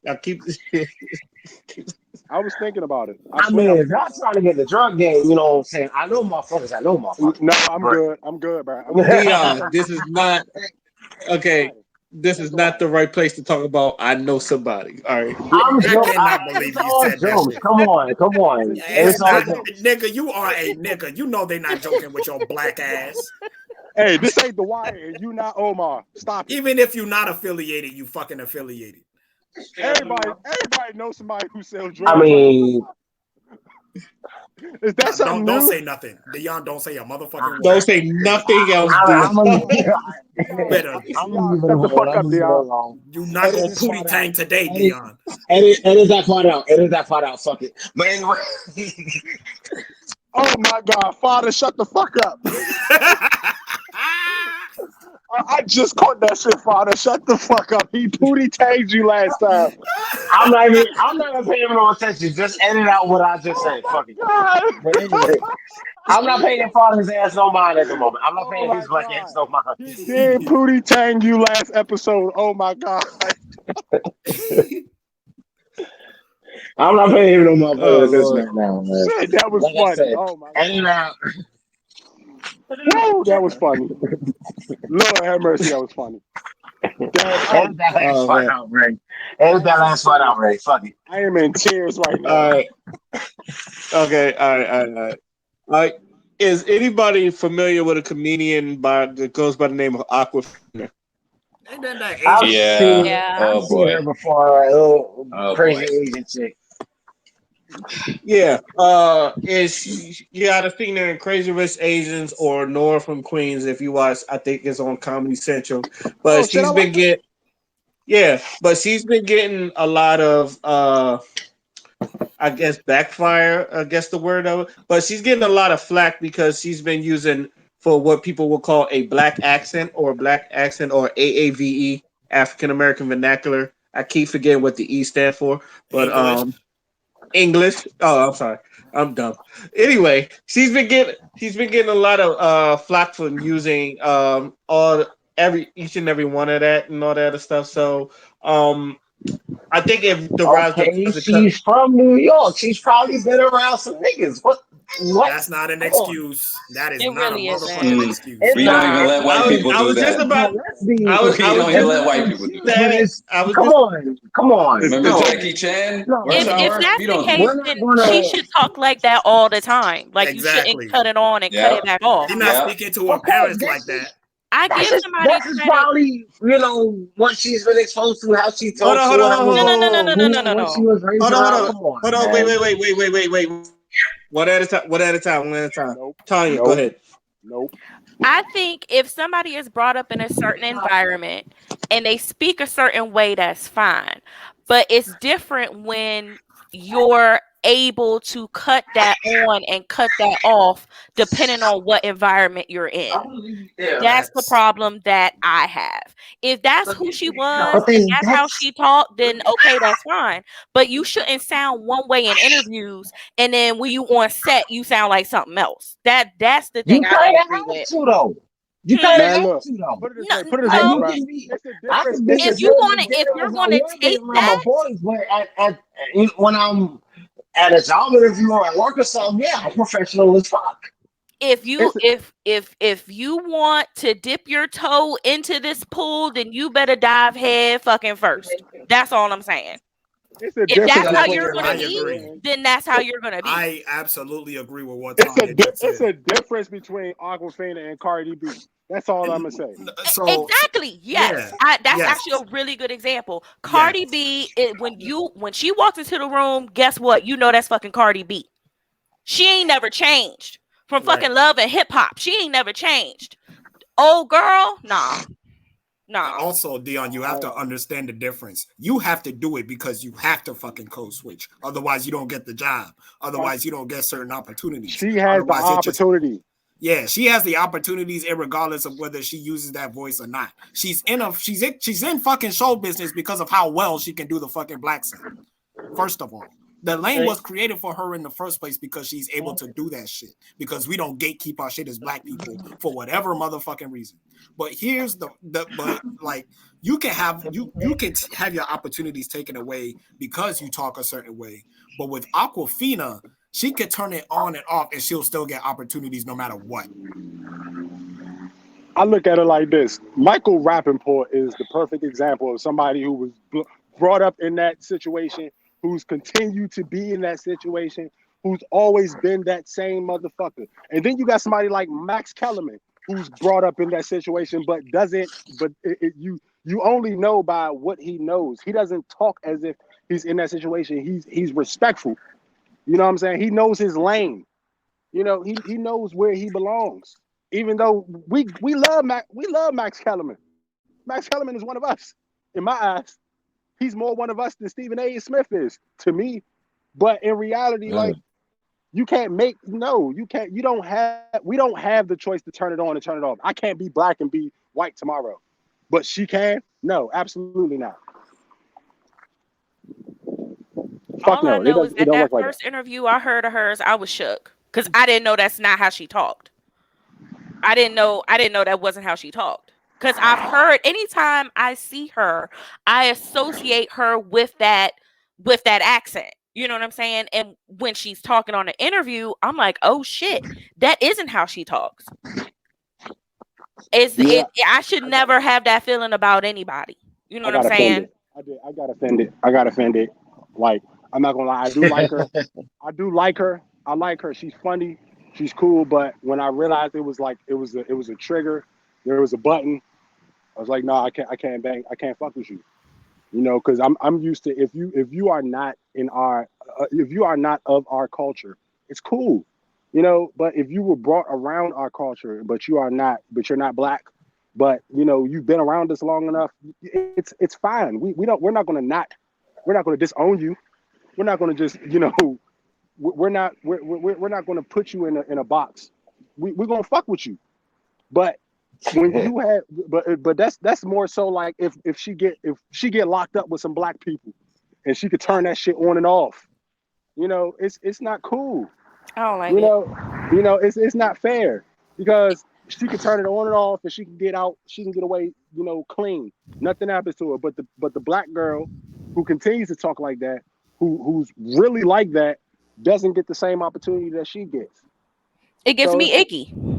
yeah, I don't like that shit. Like it's you got to stay in your lane. You got to pick a side. You can't flip flop when you want to get where you, like nah, that shit don't work, bro. Hmm. It's, it Everybody don't work. wanna be a nigga until it's time to be a nigga. Right. They don't understand. It's hard to be one of us. Like It is. Why do you it's want to come hard. over here? It's hard as shit. It's hard as a motherfucker to be one of us. Like Because it's profitable. That's why they come over here. It's Exactly. profitable. It's profitable. That's why they talk like that. That's why And they and act like that. and but two, we because we let them. And I'm like about to say like Father I'm about to said, say there's too many people we just let her use our stuff, and then they get money off of it, and we get crumbs. It's just like I was just about to say it's not even that it's profitable. It's well, it is profitable, but it's profitable because of us. We we pay for it. We're okay with it. We give the money. Oh yeah, we fuck with her. I want to go see that crazy Asian girl that talk black. Yeah, we like her, but in reality, she don't do that shit, and it makes us look like, oh, bitch, I just paid. You just stole my money. Like this ain't you for real. Like stop. No, nah. It doesn't. That's not. It doesn't work like that. It never has. It never will. I'll never be okay with it. If we're gonna do it to the white people, we gotta do it to everybody. That's how I feel. We can't discriminate on who we crucify for fucking with our culture. I agree. Okay. yeah. I don't pick and choose. So What I told y'all last fucking episode. I'm not giving nobody no more passes. No more. You fuck up, you fuck up. That's it. I'm not fucking with you no more. It's just that fucking simple. Once you do some fucked up shit, we gotta learn. We gotta learn to cut that shit short right there. Nip that shit in the bud. We make up so many motherfucking analogies. We make up so many motherfucking phrases that we don't live by. It's fucking ridiculous. That shit should be nipped in the bud from Jump Street to where she either gonna be herself or just don't do nothing at all. It's just that fucking simple. But we don't give that opportunity. We just let shit slide because it's just all right, whatever. Nah, no. I told y'all no. I'm not letting that shit slide no more. I'm with you, Tanya. I think the only reason Mm. that she's gotten away with it for as long as she has is because she's Chinese Korean American. Like I feel like if she was white, it would have got called out sooner. But yeah. because she's minority, it's like, oh, we'll give her a pass because she's minority and she's a woman. We'll give her a pass. You know what I'm saying? And That's a she's fact. finally getting caught up on it. And if I'm not mistaken, I think her response was just, yeah, you know, I'm open to have the conversation. And that was it. There was no nothing else. Just, oh, okay, I hear y'all. I'm willing to have the conversation because that's everybody's answer to everything now. Oh, I'm Man, willing to have the conversation, but you ain't man. talking about shit. If she was white, she wouldn't have did the shit. Let's what? just be real. Let's Nah, just No, you not don't this remember V season. Nasty? You don't remember V Nasty? yeah, I remember V Nasty, but in the sense of her thinking that like that flip And flop she shit, was like straight from Oakland. And V no, Nasty was straight from Oakland. I'm saying in the sense of all right, look at the little girl I don't like. What's her name? Danielle, Oh, bad, Bad bad, bad baby. Barbie. yeah, Bad baby. Not bad. her. Yeah.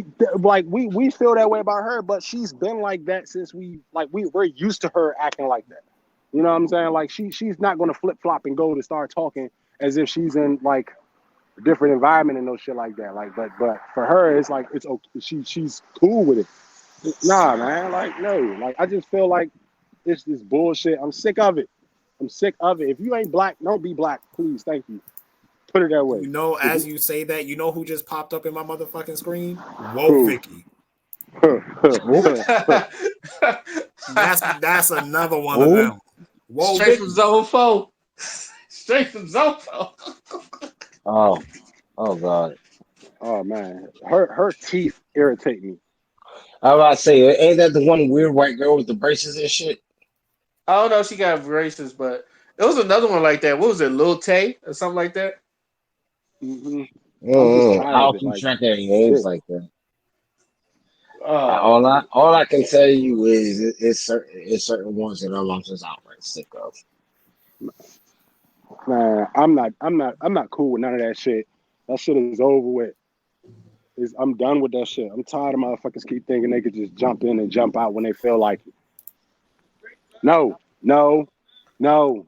okay. You either going Uh, Let me ask you. Did bring something up that I thought was pretty interesting. She said that she's willing to have the conversation. Now the question is, would you want her to have this conversation in front of people, or do you want them to have this conversation in private? I think it Because depends on the conversation.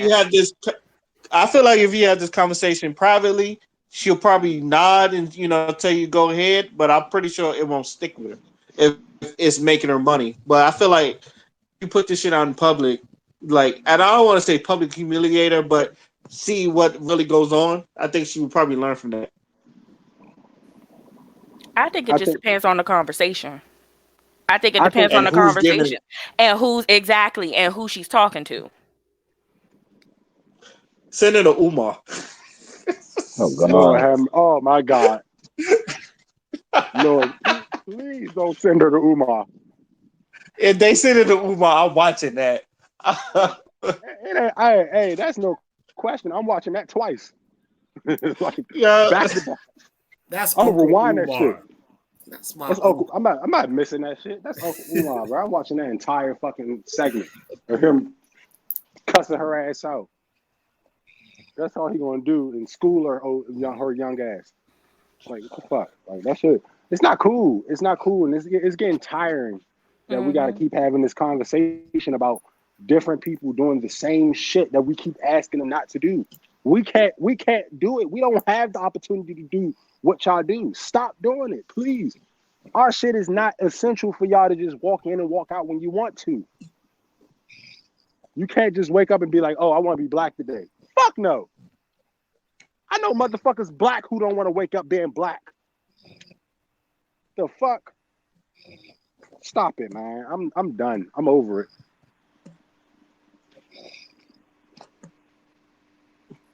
Yo, you know who used to get away with it a lot? Kim Kardashian. Oh Oh no. God. That whole that Oh whole God. Kardashian when they used to do stuff and it's like when Kim K wore them cornrows, what was they calling them? Bo Derek Bo Derek braids. Oh braids. They was Yeah, calling Bo Bo yeah, Derek Derek. braids. yeah, yeah. And I That said, "Wow!" I said, I said, "When I'm black not. women I'm been not. wearing this style forever, and y'all just I'm not. gonna name it after the white woman." I'm not even gonna lie. Like, And then when Kylie Jenner got lips, and everybody was got big lips, everybody was calling it the Kylie Jenner challenge. I was Because are y'all everything like, we got to just be a serious? gonna know fucking all. challenge. I'm like, did y'all not see Stacey Dash and her lips for like for? What's her name? Nancy Niecy Dash. Niecy, whatever her fucking name is, that was on Reno 911. Her lips are huge, and I love them. Niecy Nash, Yeah, Niecy that's her Nash. name. Like, are you serious? Like, you want to talk about lips? Erykah Badu got some big ass lips. Like, what the fuck?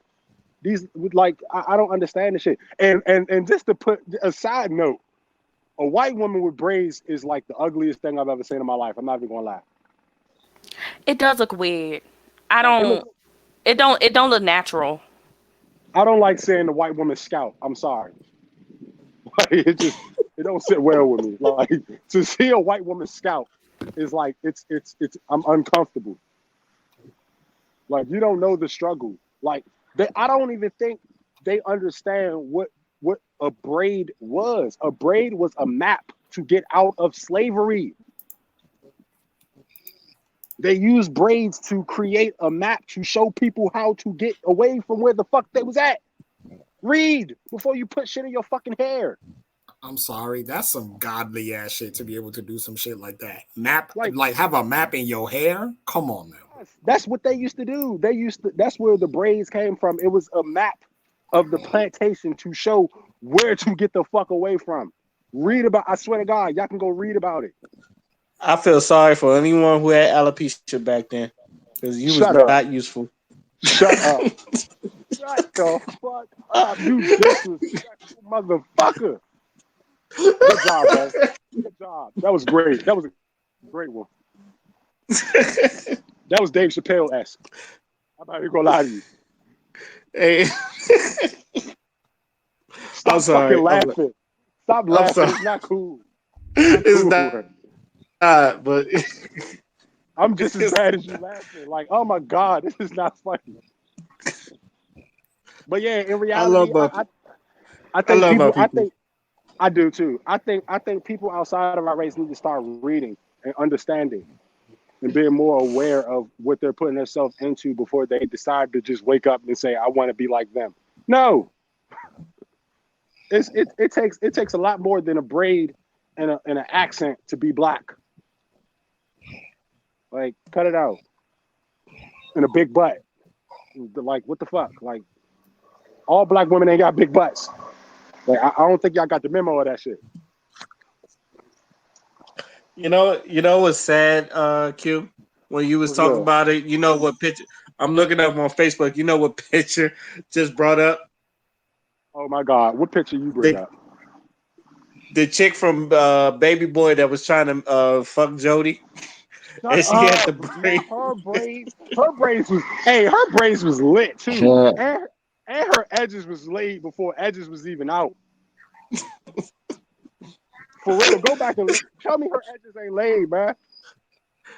I I'm trying to tell you. I don't know. Keep forgetting her name. I always refer to her as the one that always wanted Jody's dick. This is it because he just told him that. Mm-hmm. I don't want you. I just want the dick. You know I ain't supposed to be fooling around with you, girl. Shut the fuck up, Tommy. Shut the fuck up, Tommy. Yo, side note, Baby Boy is a real fucked up movie. Ain't it? Yep. Ain't it? John Singleton, you's a motherfucker for that one. That nigga was 20 years old. He was 20 motherfucking years old. Nah, baby, Tyrese and Baby Boy. Was he 20? Yeah, he was 20 years old. I know in the movie he was 20, but he's been out since like Martin. No, I'm not he was talking on about couple. Tyrese. No, I'm not talking about Tyrese. I'm talking about Jody. Yeah, you're right. He was 20. You know what's the most fucked up part about that movie? How it started. That nigga went how it started. Right. They came from an abortion clinic. Taraji was in the bed. He goes, "Can I use your car?" Dog. No, that and nigga then goes to his other baby mama and have sex with her. I said, "Yo, this movie." No, that nigga said, I quote, he was like, "You hungry? You want some food? Well, I guess since you ain't feeling good, you ain't gonna mind me using your car." He was a cold-blooded savage. You want to know what was even more fucked up? Who the fuck his mother was fucking? Yeah. Mama. Yeah, cry for your mama. Cry for your mama. He said, "Your flesh and blood, your child." Shut the fuck up. That shit was horrible. Oh my God. Hey, shut up, father. That shit was horrible. Oh my God. That shit was so terrible. Stacey Adams. Stacey. Hey, No, I'm gonna take your mama and go dancing down this little club down the street. My goodness. Nah, fuck that. My nigga P was the funniest person on that fucking movie. Oh my god. Unstable creature. I'm not even calling you bitch. creatures. Unstable use creatures. unstable creatures. Keep talking back to me, girl. I'm gonna put my foot so far up your... Come on there, Jody Joe. What them niggas was playing? It was playing Ready to Rumble boxing. I remember. That nigga was like, you Yeah. want some milk? You want some juice? You want some water? You want some strawberry? I'm gonna get some strawberry soda. He said, Kim, I love you. Matter of fact, I love your mother more because without her, you wouldn't be here.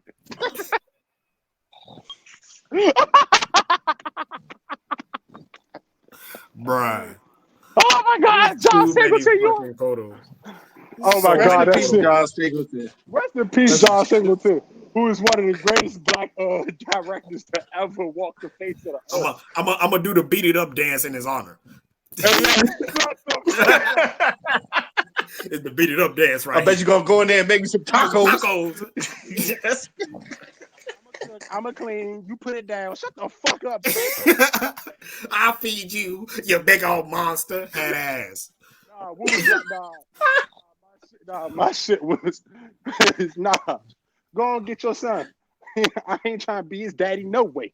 I hate you. Fuck I your hate you too. Fuck your punk ass dad. Hey. Oh, you done built you a little fort? Nigga, fuck your little fort.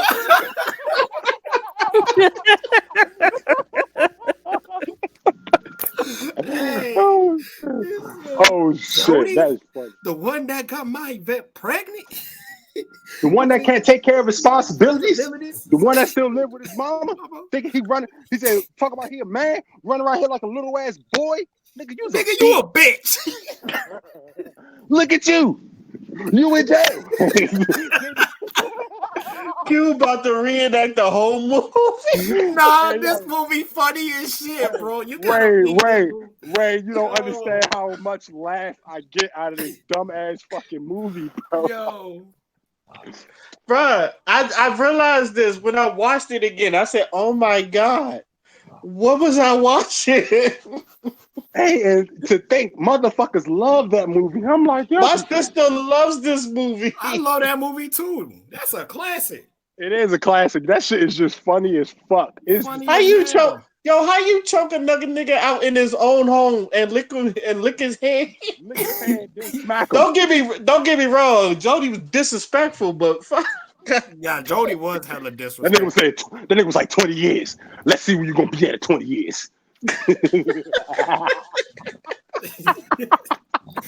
got the car stolen, and the first thing he says, "Mama." Nah, fuck that. When that nigga, oh my god, that shooting scene, oh my god, John Singleton, you are a goat for that one. I thought I was dead.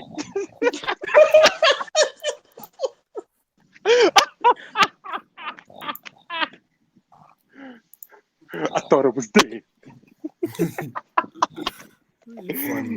Oh shit, that movie was fucking terrible for real.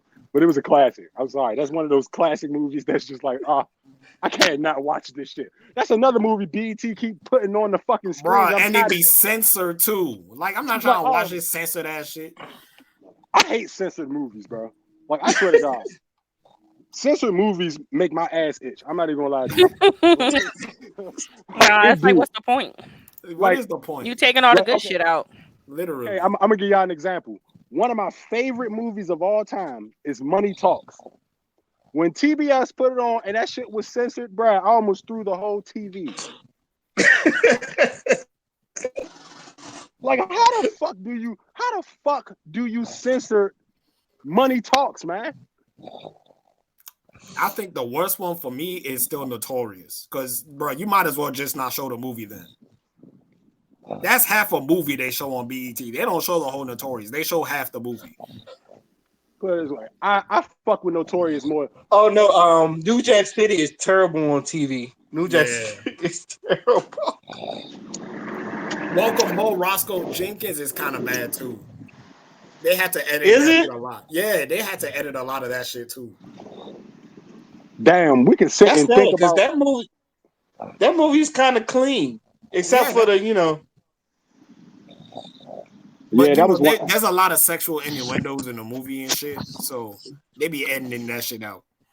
I never understand. I hate why. I don't understand why TV networks put movies on any fucking way. Why censor them? If the Because then we movie go is, watch them. I'm not watching that censored PG shit. Somebody is. Yeah, they wouldn't keep Yo, playing the same fucking 3 ass movies all the fucking time. Exactly. Niggas yeah, is that's why I watching. stopped watching BET. Man, It's like, fuck girl, I BET. can't watch this. Yeah, bro. That's that channel. Now they got their own app. Everybody When just they did that, when Fuck they did that that, app too. when BT did the cipher, and Carlos Miller said, the Biggie movie going on after this, or Baby Boy was playing after. I was like, oh, that's fucked up. They even know that shit. yeah. Like, we watching BET because Baby Boy coming on after this. I'm like, God damn. Yeah, man. The music channels, they ain't no music channels anymore, bro. Because VH1 be doing the same shit too. They just be showing reruns of movies and shit. VH1 keeps showing Love Don't Cost a Thing and shit with Nick Cannon in it. They You do. got served. You got served is my shit though. You got served Drumline. The fuck? Let me tell you something. I cannot watch You Got Served the same way I did when it Oh came hell out. no. Because, yo, That got me fucked up. The way they, man, I still hate Sonny to this day. Nigga, Sonny sold everybody.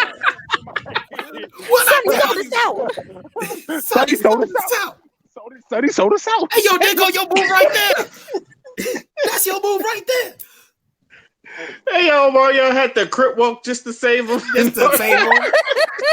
No, but let me tell you what pissed me off about that movie the most is that nigga hair. Fucking Omarion's hair, that whole fucking movie. Them two soggy ass pigtails that they put that man in. Oh my gosh. Them dirty ass braids, man. Even at the battle, they couldn't do his hair for the battle. Like shit. Like, are you serious?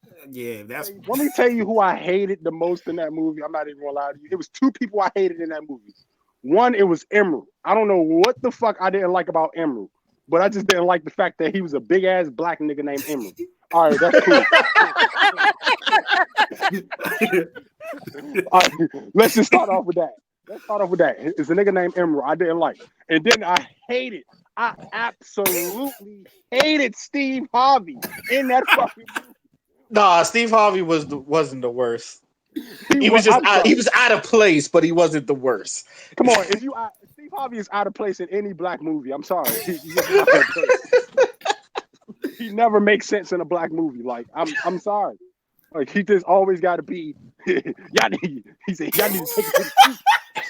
the streets. A dance battle, just like back in the day. Two crews battling out. But I mean, you be watching You Got Served for the story. You're watching it for the dancing. You watching it for the dancing, and you watching to see Lil Saint die. I'm sorry, bruh. Every time, bro. Yo, J Boog acted this hard out. I don't care what anybody. He did. J Boog acted this hard. Let me go. He pushed the fuck out that wall. He was clearly the best actor. He was the best actor out of all of them. You would have thought that was his actual brother and shit. He did that. Shit. Hey, oh no, matter of fact, my bad. It was another person I hated in that movie just because I hate his face. Professor Ogilvy. Why the fuck was he in the movie? I don't like him. I don't like his face. Is it because he told you Lil Saint died?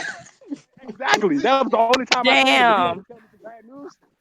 The only time I see you was bad news, bro. You already said no to Nikki Parker for like 5 seasons. Then you gonna tell me Lil Saint died?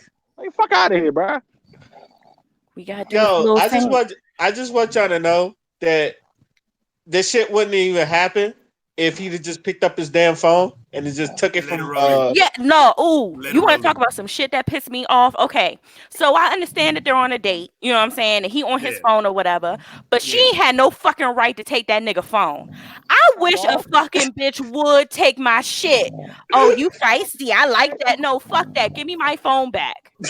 Nigga, hold up, time out. Let me tell you what was blowing the shot. This nigga fucking Marcus Houston, bro. Who the fuck do you think you are to tell your sister not to date this nigga? He literally was about to like mollywop the fuck out of her because she was getting ready to date his man's. It's never that serious.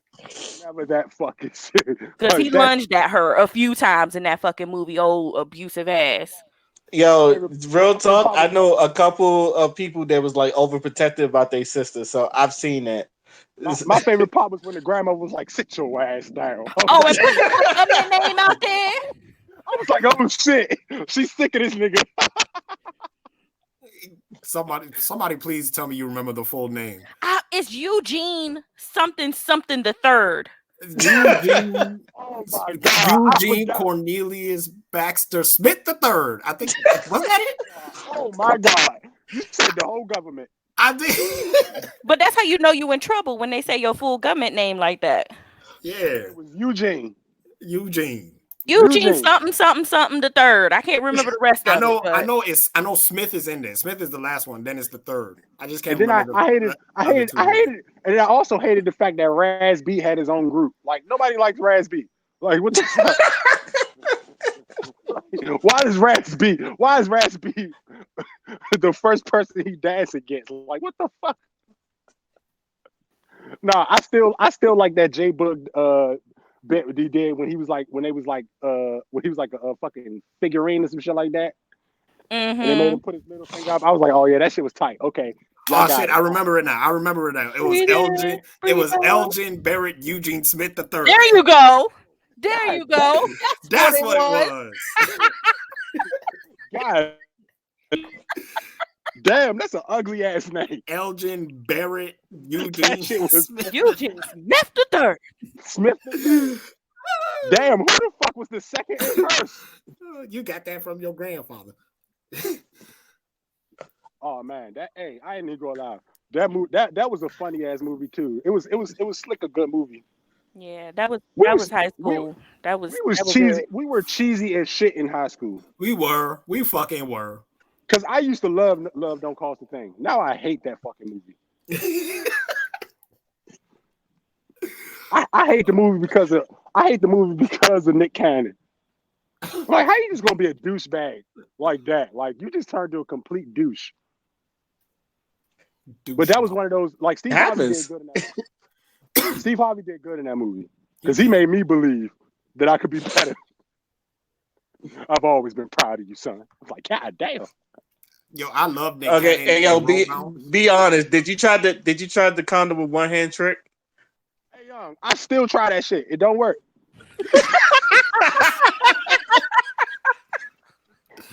Yo. I'm 28. I still can't get it right. I'm like, fuck it. You know what I'm saying? I can't do it. And he even fucked up 2 times before he got it right. Like, people don't even realize he fucked up twice. That's funny. And then the little sister was snitching and shit. It was like irritating. That movie was irritating as fuck. And then Kenan Thompson, irritating and shit. Had the fake FUBU jeans and shit. Like, what the fuck? Like, this shit was terrible. Oh my god, we were cheesy as shit as kids. Yeah. Yo, the one thing about that movie is that somebody should have got punched in the face. One of them rich black boys or them rich dudes that Christina Milian was out with. It's like one of them should have got punched in the face. That's all I wanted. What the fuck is a meal ticket? Shut the fuck up. That sounds stupid. And who the fuck? Like, what the fuck? All I want to say is Nick Cannon did a great job as what's his name? Sweetness from Roll Bounce. I love that. You are trolling the shit out of Nick Cannon right now. Hey, bruh. Every time I watch that movie, I always think Sweetness is Nick Cannon without fail.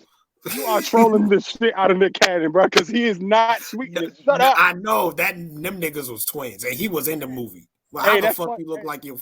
That's funny as shit because they were never in the same scene together, so we don't know if he wasn't Sweetness or not. Bruh, I don't know. He got an alter ego. That's all I know. They're the same person. He's the evil Nick Cannon, bro. That's what everybody calls him. His soul split. Yeah, his soul split. I get it. like, hey, no bullshit. Hey, roll bounce. I love roll bounce. I ain't even gonna lie.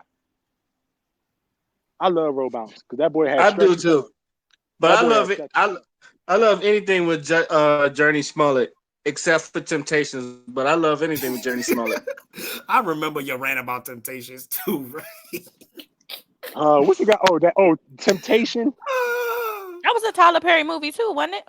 Yes. Terrible. Yeah. Mm-hmm. Horrible. Yes. It was it's so another. bad. Ray ranted. It was the worst. I I hate Tyler fucking hate Perry. that Oh my movie with a god, passion. that shit was so stupid.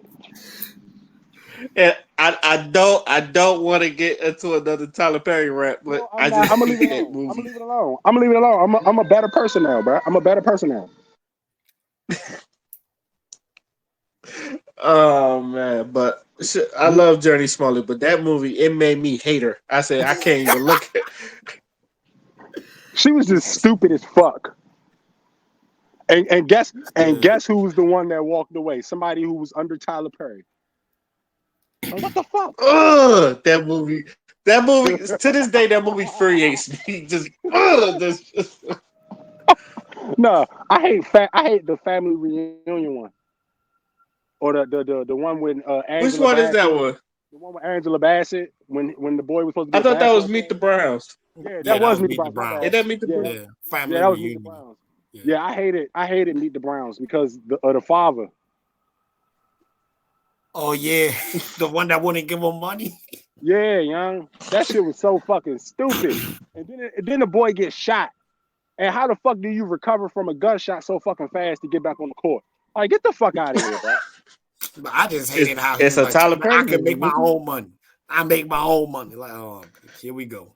Oh my god. Then he Game he built. had he had to be cool with the drug dealer. The drug dealer had to tell him, nah, man, you ain't got to do this. You could be better than that. Shut the fuck up. Ain't no drug dealer. Ain't no drug dealer telling no man he can't make no money. No, hey, no. That part I do believe. I'm not gonna lie, I do believe. There's some drug dealers that know that you ain't for the streets. They'll tell you to go home. Yeah, they would. But it's a Tyler Perry movie. No. The fuck? The fuck? Tyler Perry did it. It was terrible. I don't give a fuck what he You did. saying he giving Tyler Perry too much credit? Exactly. No. No. Tyler Perry did that shit on accident. He ain't mean to do that.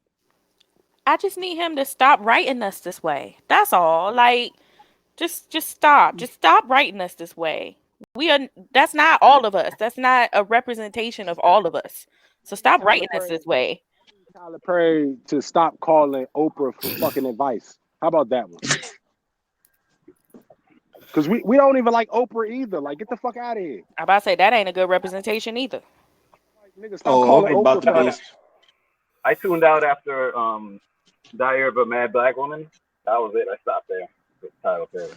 That's all what I'm he was trying to doing. think. That was Right Diary. from a That's writer the Oh man. first standpoint. one. I'm done. That's I the know. Oh, first one. I know. He just needed the one. That I'm was like, it. hold up. That's all I I'm need. looking at thing. That's And the that's the first thing. one. Actually, that's the thing. I actually liked that movie, but I saw what he was doing, and I'm like, I'm done. hey I'm That's Wolf. done. Hey D no. Wolf. Hey D Wolf. I guarantee you, I know what scene made you hate that movie, bro. It was the scene when he was in a tub and he was blowing bubbles. You hated that Not scene. even. Not Stop making even. them bubbles. It's just what he does to. It's what he does to women, to black women in his scripts. He always makes them victims, and they Mhm. need Medea to save them, or Mhm. and his colorism in that too. Like mostly the bad guys with darker skin and stuff like. Oh my Remember the god, yeah. hero, the one that she fell in love with? What's his name? Shamar Moore. Yeah, that Yeah. was Didn't I, Shimon. hey, Like didn't I that say Yeah, as that? so fuck. he How many does times that a have I lot. said If that? you see his shit, that's how he does it. How So many I'm like, times have I I'm said not that, the y'all? person. How He many did times that have I shit in said Meet that? the Browns too. How many times have I Yeah. Oh said yeah, that, Rick y'all? Fox. Pretty ass Rick Said Fox. that. How many times? How many times have I said this shit? He has a distinct hate for dark skinned men. I swear to God, I believe it. I'm dark skinned, I'm bald, I hate you, and I hate G. Basically, basically. Any ball, and then why does every motherfucking movie they gotta have a fucking an epiphany in church? Hmm. And bro, why is it always centered around? You know what? We're getting too deep. We're getting too I deep. We swear. already. We already here though. Yo, I had to You might stop as well. myself. I had Nah, to fuck fucking that. stop Fuck myself. that. You might as well open the door and walk in. I Oh about to say my I want to know god. what it was. Why is it always centered around what? It's not. It's always centered around like again women being victims, and you know that whole struggle love shit, like how they get black women to be in these abusive ass relationships only because the man is successful and shit. Like, ugh. That's what I'm That's what saying. I He don't need to like. stop. He need to stop writing us that way because I mean, don't get me wrong. It is some women, out here that's going through some shit. You know what I'm saying? But that's not everybody, and it's not enough for you to make an entire career out of it, plays out of it, movies out of it, TV shows out of it. Like it's not. It's not enough for that. That's not all of our story. Like the what's the TV show he had Meet the Pains. I think that's the name of it. yeah, House that of House shit. of Pain. Pain. House of House Pain. of, House of Pains. The fact that the boy wife was a fucking crackhead out of nowhere. Like what the fuck, bro? Yeah. Somebody always got to be a Yeah. crackhead. She's on crack, bro. And then all of a sudden they end up back together and they have two more kids. Get the He got fuck out of that. here. Nah, he got that one show, The Oval, on BET. Oh my Oh goodness. yeah, that's the one with Oh, that clip that was going around with the way that guy fell after he hit him. Yeah. Yes. Yes, that's Oh, he that said, fucking show. He didn't have to fall on the Alright, floor like that. I was like, hey, there's no fucking way they actually put that shit out like that. I hate Tyler Perry. I can say that shit. I could say this shit in so many languages. Like it's ridiculous. It don't matter. I hate Oh it. my goodness. I do not like him. I don't like Medea because I don't. The contradiction behind Medea is just so fuck. I can go so deep into that shit. It doesn't make fucking sense. And people probably think, oh, you're reaching, Q. First of all, that's my name. I'm supposed to reach. That's what I do. Second of all, it's really the truth. How can you be a man dressed as a woman who literally does everything bad, who does everything bad, but has the nerve to tell anybody else about themselves in any fucking movie? Whole play called Medea Goes to Jail. Like, come on, bruh. Go, I like that. I like that play though. I'm not gonna lie, yo. that's my I favorite like play. I yo. The plays are like if Tyler Perry never made the movies, I probably still like Tyler Perry because of his plays. I always said they were night and day to me. His plays versus his shows and movies. Exactly. I I do love love his the plays. plays. His plays are Mhm. amazing. His movies are horrible. Yeah. Like because he is terrible. He is terrible at like the drama series. Like he is horrible at this shit. And he's not even a good actor himself. So it's like, how can you even how like you pay all this money for these? The only reason your movies even make any type of money is because of the actors that you bring in. Didn't he If you're ruin a going, character, a legacy character? I forgot the name, but it was a character that what's his name used to play? Morgan Freeman used to play. Then he did it, and you never seen any of those movies again after he did it because it failed. What was it again? You know the Alex movie Cross. Along Came a Alex Spider? Cross. Alex yeah, Alex Cross. oh There yeah, we go. Cross.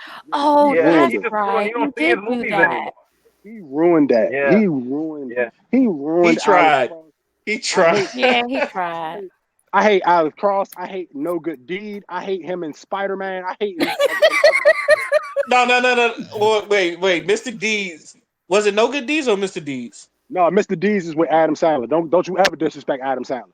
You're right. No Good Deeds. No, it was Even something how called do you Deeds. mess Is up? it Oh, No hold Good on. How Deeds? do you I mess up think it Dr. was. Stockton?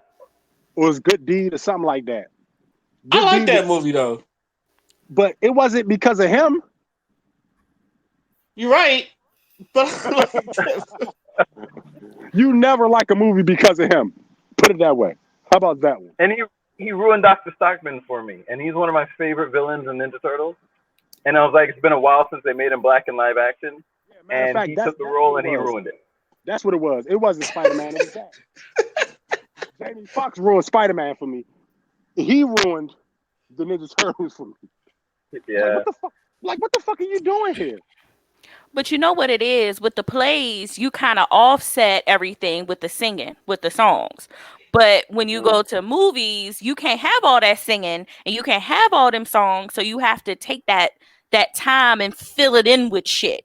And it's the shit that he be filling in that I don't fuck with. I still I hate I think, Could Do Bad All By Myself. I still hate I that think, movie. So I Oh, think it's poor the fact. Taraji P. Henson.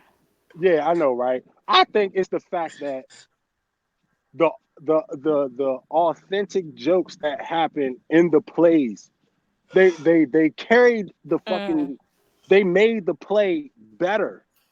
You know, it was I think funny. you It try was harder when you're dealing with a live audience. I think that's what it ex- is. You put the extra exactly. because you're gonna get Yeah. immediate feedback. Yeah. and No, his he's. and I his think he's. improv skills are really good. His improv That's what I'm skills are really saying. good. I think he's better.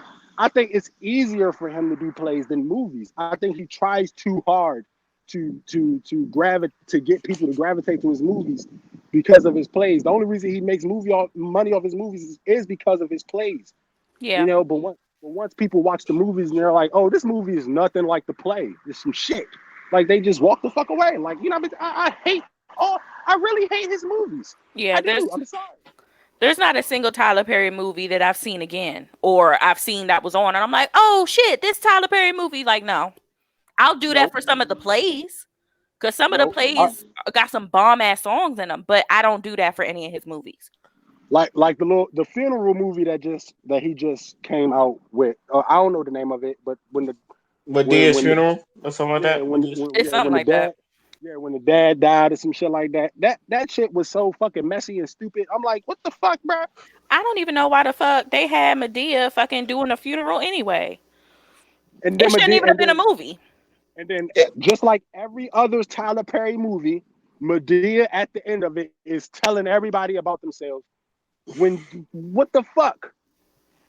if I'm correct, the Medea funeral thing was supposed to be him killing the character because he Exactly. wanted to do other stuff. Because I guess he did, and and I'm assuming, I guess he didn't want to be known as the man in the suit in the Medea suit no more. He wanted to be known as Tyler Perry.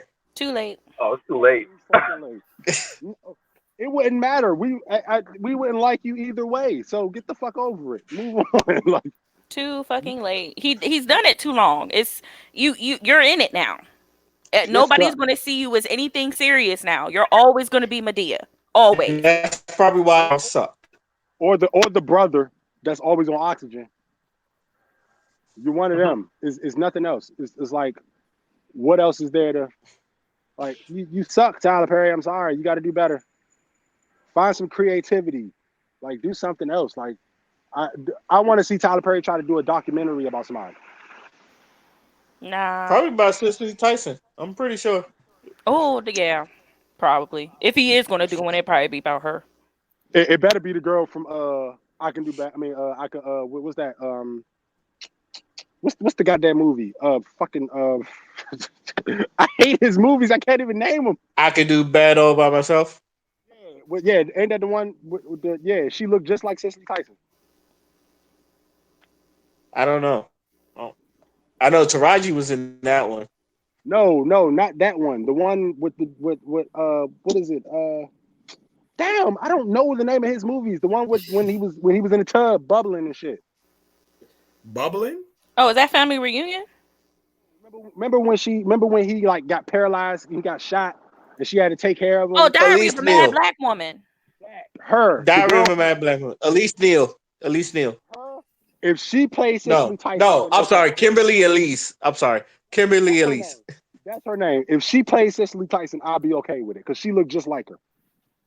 And I think Cicely Tyson was in that movie too. Yep, Yeah, that I was think her she mother. played her mother. Her mother. Wasn't she also in Family Reunion too? Yep. Yes. Yeah. Y'all over there gyrating. This land. Each other. I'm like, it's a No. I family. need It's you a to take a look at picnic. What the hell are yourself. they supposed to do? Look Say, at you. look at Look at you. Is this Over what there we fought for? gyrating.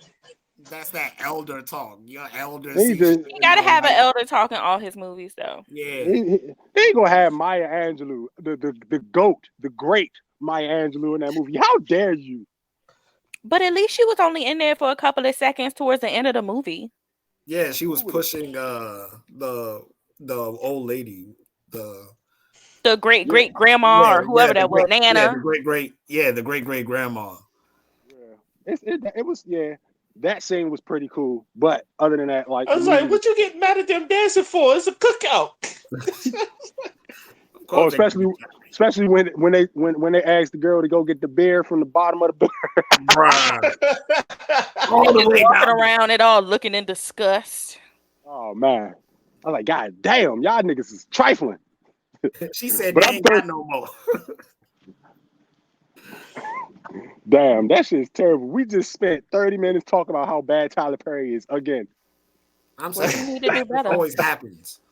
Like it just happens every time. Like Tyler Perry, we don't. Oh my god. Like you It know what? always I'm gonna ease up off you, Tyler. Nah. No, I'm not. No, I'm I not. about to say I'm nah. never gonna ease up on him I until was he about do to something say you better. lied. Like shit. I'm never easing up on Tyler Perry because he need to Tune ease in up on next this. week. Tune in next week when we talk about our favorite black women again. No, Bruh. hey, no bullshit. No bullshit. All right, but any Angela last words Bassett. before we move on to our final thoughts? Angela Bassett. How about that one? Fuck. Since you want to talk about favorite black women, I'm gonna go again. Oh shit! God bless Angela Bassett. Nah, no bullshit. No, God bless Mm-hmm. her. God did bless her. He can't bless her no more. Okay. And on that note, we gonna move on to our final thoughts. I think Dion fell asleep, unless he's Dion. You there? Nah, he out. He was out.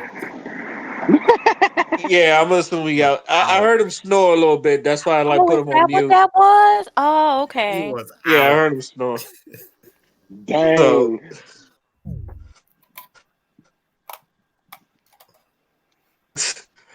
all right, what's on you? Final thoughts. Who me? Oh, I guess it's on me. I want to talk Yeah, all right, about go Peter Reese got. yeah, I want to talk about Jelani Day. Um, so Yo. apparent, apparently, a few months ago, he went missing, and they had it was numerous video showing him in his last couple of hours before they reported him missing, and apparently he had a meeting with I want to say his student advisor, I believe, and when he didn't show up, they went to look for him in his classes, and then he didn't show up in his classes, so they reported him missing. Well, they contacted his family, and his family reported him missing. And I think I want to say a couple of days or a couple of weeks later, a body was found in a forest, and they didn't. It took them weeks to identify whether it was him or not. And the fact that they took so long to do this autopsy to figure out whether if it was him or not, it pisses me off again. Once again, the black person is put on the back of the fucking pedestal because if it was a white person, they'd have been looking for, it'd have been a national, situation. Everybody would have been looking, trying to figure out, it's just a lot. And today it was confirmed that the body was him. Um, my heart goes out to his family. Apparently, he was somebody who had a bright future, wasn't really into bullshit, stayed to himself, just went to school, you know, did what he had to do. And it's just sad that another black man who had a future behind him is gone. And we don't know why. We don't know why. We don't know where. We don't know when. It's like they don't even care to find, details about the situation. And I'm just tired personally. This story is like really touching. It's really close. It hits me in a weird way. And it's tiring talking about this shit. It's just tiring talking about how we're just put on the back burner for everything else in the world, all the other news that's in the world. And it's just like There's a whole young black man missing out of thin air, and there's a body. It's just, you know how this thing would have went if he was a white person, and it's sad. You get tired of it. Like I said, my heart goes out to his family. You know, I hope to see that justice is served, and whoever did this to him, you know, get what they deserve. And you know, I just hope that they continue to push forward to find out, you know, continue to, you know, investigate, figure out what happened, because it's a lot to take in. You know, they said he showed up with a button up shirt and stuff like that, and then a couple hours later he was in shorts and a t-shirt and all this stuff, and then they found his car, you know, abandoned, and then they found all his clothes that he had on abandoned, his wallet, everything was gone. You know, it's just sad. It's sad as hell. I'm tired. I'm just tired of it. And we just need to take care of each other. You know, we got to start communicating with people so we can start keeping tabs on each other. Like, even if you got to call a friend every now and then just so they can know where you are, what you're doing, so they can be able to say, oh, I know he was here. You know, we got to be able to help each other, because the system is not going to help us. Nobody else is going to help us. People are not going to help us. You know, the police doesn't care about us. The government doesn't care about us. They put our shit on the back burner. It doesn't matter what the fuck it is. They always take us for granted. They don't really care. So we have to start caring for ourselves. We have to start building our own fucking foundation as far as being safe and putting ourselves in situations where if anything was to happen, we can, you know, make record of what happened, what occurred before somebody is missing, before somebody is dead, before somebody, anything. You know, we cannot keep relying on the system to help us. It's not going to. They never do. It's like rolling dice with fucking with fucked up dice. That's always going to hit fucking 7-11. It's you want to lose every fucking time. You're never going to get what you want. So at this point, we have to build our own shit. We have to start communicating with each other. If I got to call Ray every other day or text Ray every other day, oh, I'm going to the gym, just in case I don't make it back from the gym, Ray can say, oh, well, Q said he was going to the gym. He's going to this gym. So we need to figure, like, it helps, you know? So we got to start taking accountability. We got to start taking responsibility for our own people and stop relying on everybody else to do it, because when it comes to everybody else, they care more, you know, than us. So yeah, It's a that's my damn final shame. thing. Yeah, it's sad. It's sad. And It just and I know more about that missing band girl, that white girl, than yeah, this. Why is that? exactly. And today, and it's funny. It's so fucking funny because I literally on YouTube, you know, YouTube got the short little things that pop up on YouTube, and one of Hmm. them was this actual article, was this actual, you know, this actual case that was going on, this missing case. And it was just funny that today was the day that I actually sat down and listened and researched it and went, you know, got really dug into what was going on. And then to find out like an hour before this podcast came on that he was found, his body, the body that they found in the forest was actually him. So it's just like, it just shows that we're not a priority in the system anymore. We never were a priority in the system. And even now in this era, you know, this day and age, we are not a priority.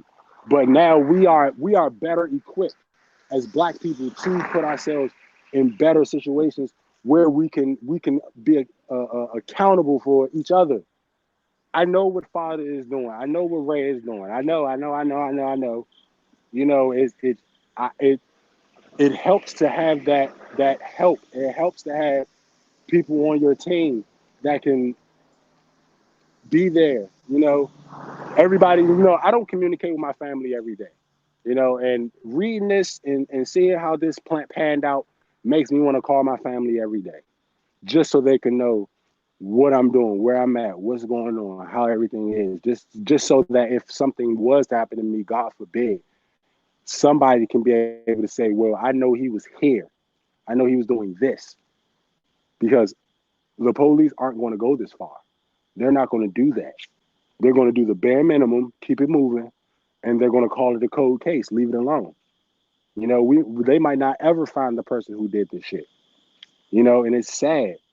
It's very fucking sad. And just like D Wolf said, there was a little white girl, a white girl who went missing. I heard about that story too.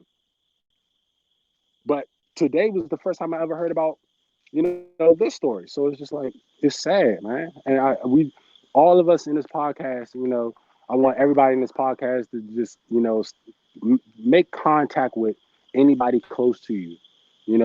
Try to just reach out just to make sure everything is okay.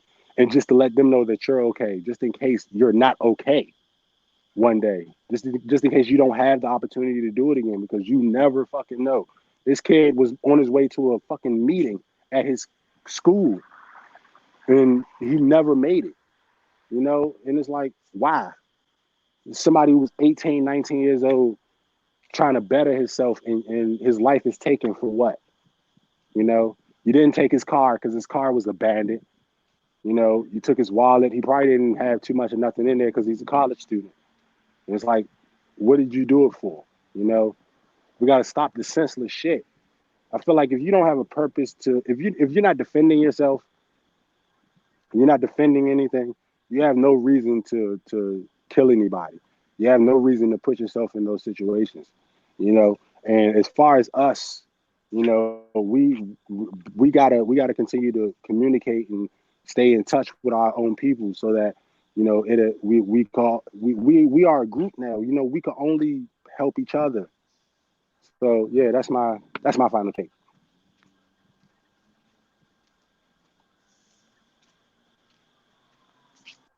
Thank you, Q. D Wolf, I see you back. You want to do your final take? Um, sure. I sent a link in the chat.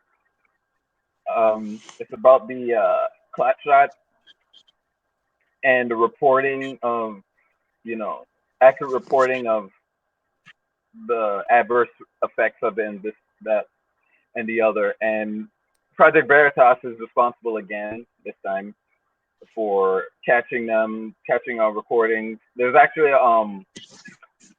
a woman that works for the government. I don't remember exactly which health department she works in, but she got fed up and she just said, you know what, this is, I'm done. So she herself went and recorded it, and then went to Project Veritas, and then they aired it.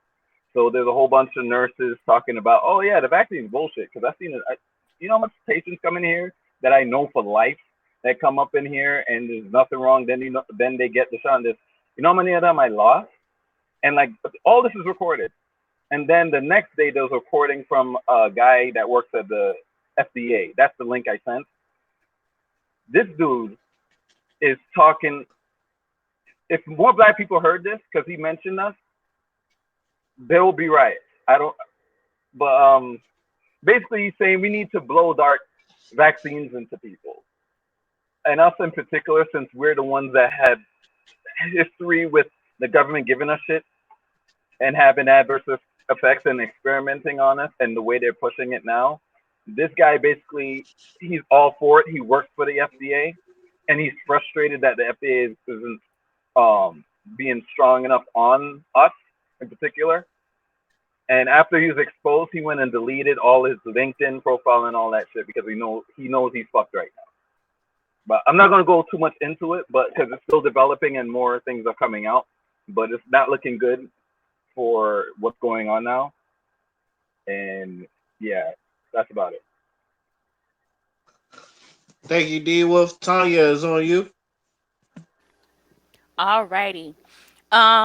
I want to change gears a little bit, do something a little lighthearted. Um, Please do. so I saw something on Facebook, and I kind of wanted you guys' opinion on it. One of those memes like, okay, well, which one of these four blah blah blahs would you keep? And this one was four movies. So of these four movies, you can only choose one to keep. And the choices were Men in Black, Teenage Mutant Ninja Turtles, The Mask, and Mighty Morphin Power Rangers. So, which one do you guys think you would keep? Mm. I'll go Mm. first. I'll go first. I already know. Ninja Turtles, the first one. You talking about the first one? Just, 1991? yeah, sure. Yeah, that one. Yeah, that's See, I'm having a choice between the Ninja Turtles and the Power Rangers because I grew up loving both. But hell yeah. man, that's hard. Does it say which Power Ranger? Mighty Morphin. Yeah, I perfect. might go with Mighty Morphin because I grew up on them. So, Yeah, that was You know yeah. I what? went to the movie to see the Ninja Power Rangers. You remember that? yeah. Yeah. Oh man, I know, I know. I was stuck between the two before I answered. I'm keeping Men in Black. And I love that movie too. You know how the Power Rangers movie is for you? How you said like you grew up on that movie? That was mine. I grew up on that shit.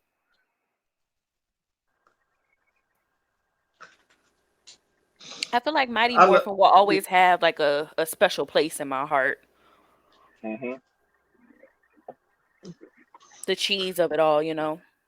Yeah, I know. I remember binge watching this. I said, "Wow, this is corny," but I'm enjoying it so much. It's Corny as like shit. I know it's corny, but it's just I'm having fun watching this. Hmm. I had started watching them maybe like 4 or 5 years ago from the beginning. And I think I got as far as, oh my gosh, which one is that? I don't remember whichever the one is, but after, is it Zio? I don't remember. But Zio's after Zio's is Turbo oh, then it was after At Turbo. The Turbo, one where then they were in yeah. space. I in they Oh, space. Space lost. That's Rangers. Yeah, they Space lost Rangers. me after that, but I was here for it. I was here when Bulk and Skull turned into fucking monkeys. I was here for Diva Talks. Like I was here for all of it, but I couldn't. They lost me with the alien one. They lost me. Yeah, that's where I stopped too. After Turbo, you I know. was done. You should go back to watch In Space. It's actually pretty good. I, I tried. Okay, so when Bulk and Skull turned into monkeys, let me tell you about how upset my spirit was.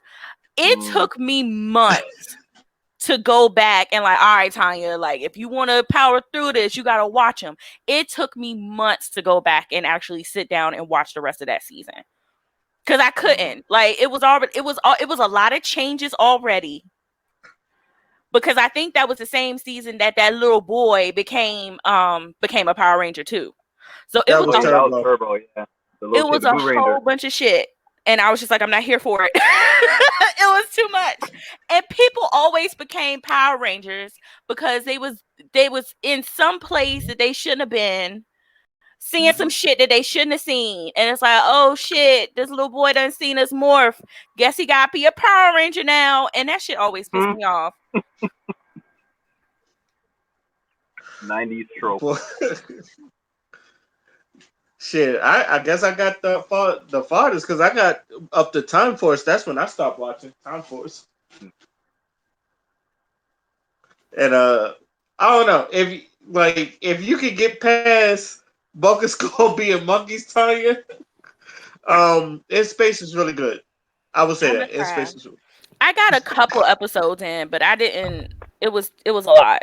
I was like, you know what? I'm not like I wasn't invested like I was with the other people because they had changed the cast so much that I didn't have any like connection to the alien one. But I'm gonna try. I'm gonna try it. Maybe I'll get drunk or something and try and watch it. I understand because as a youngin, like I kind of like fell off of Zio, but I kind of picked it back up when, like I said, Time Force came out, and like if you ever get to Time Force, that's a real good one. That's another popular one. So but yeah, getting through that, yeah, it's a tough one. You have to be like a real diehard Power Ranger fan to like get through some of them. Was the black guy still the Red Ranger in that? TJ, nah, I he was a know he Blue wasn't Ranger. Turbo. Oh, he Nah, became a Blue Ranger. he became the Blue Ranger in space, but he was like Oh, second in command. So okay. it kind of made sense because like the guy that was the Red Ranger, he was like that was already his job. So and he already lost his Oh, crew, so they gave him. But you'll see it if y'all ever watch it. I don't want to spoil it for you, but it makes sense. I'll go back. It, is that it? That is it. Okay, Father is on you. Um, yeah. For my final thoughts, let's see. What do I got in mind? I've been playing a lot of fucking Guilty Gear, and I think I'm hitting my peak. I think this might be the game. I guess that's my final thoughts. You sound burnt out. I sound what? Burnt out. Burnt out? Nah, I'm not burnt out, but like, you know how like you're doing something and like, or like you're playing a game or whatever, you're just in the zone and you're just like winning. Yeah. I'm currently having that like phase right now with this game. Like right now, I'm playing this That shit means right now, and I'm about to 8-0 this nigga. that means you really scary in that game. So I haven't played you since BlurCon. So I know you really scary now. Bro, I 12-0'd a VIP player yesterday, and I made it back to my Damn. celestial rank. That's why I said I'm a celestial dragon at the beginning. Shoot, you sound like me when I like got into that zone in third strike where I was just streaking. I was like, oh man, it's like I done gone too far. I can't be casual in this game no more. But We should play third. We should play third strike after this podcast. I gotta get on my laptop to see if that shit works. But yeah, I'm gonna do. All right. Might as well. I mean, but let me get to my final thoughts. I don't care about a white girl missing. I didn't. Damn. I don't. I think her name was Gabby. I don't know, but Yeah. I know it's kind of like harsh to say, but I really did not care about some white girl missing. So also, yeah. Also, what I was about to say. There was another video I seen, and I know I've talked about this before. It was Moni Flavor Flav got a podcast, which is kind of fun. From the '90s named Moni Love, and she was talking about she likes seeing where female rap is, but she also knows that there's no balance. Like you see all these women, they got these real sexual, provocative lyrics and all that other stuff and stuff. But she was asking where are the women that don't do that. And I've always said, at least when it comes to female rap, because I hear people always talk about it, and even Cardi B like brought it up one more time. There's a lot of women that don't rap about they female parts, and no one listens to them. And I've always said, and y'all can say I'm right or wrong. I've always said that has to do with the female audience because I feel like if you a lot of these women they listen to the City Girls, they listen to Cardi B, they listen to Meg Thee Stallion, and I love all of these female audience by the way, female rappers by the way. But you don't really, I don't really hear a lot of female rappers talk about Rhapsodies or Chica or No Name, unless No Name is like talking shit about Beyonce or some shit like that.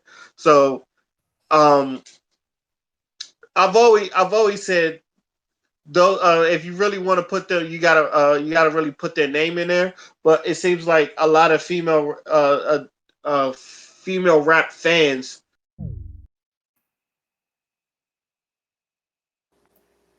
Uh oh. Ray, you there?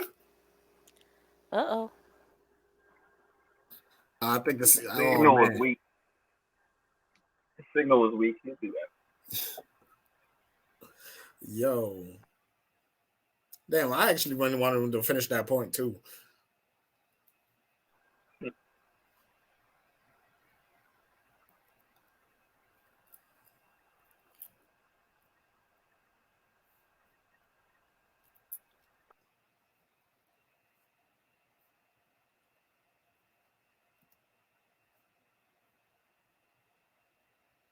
Damn, you're gonna have to edit this shit out.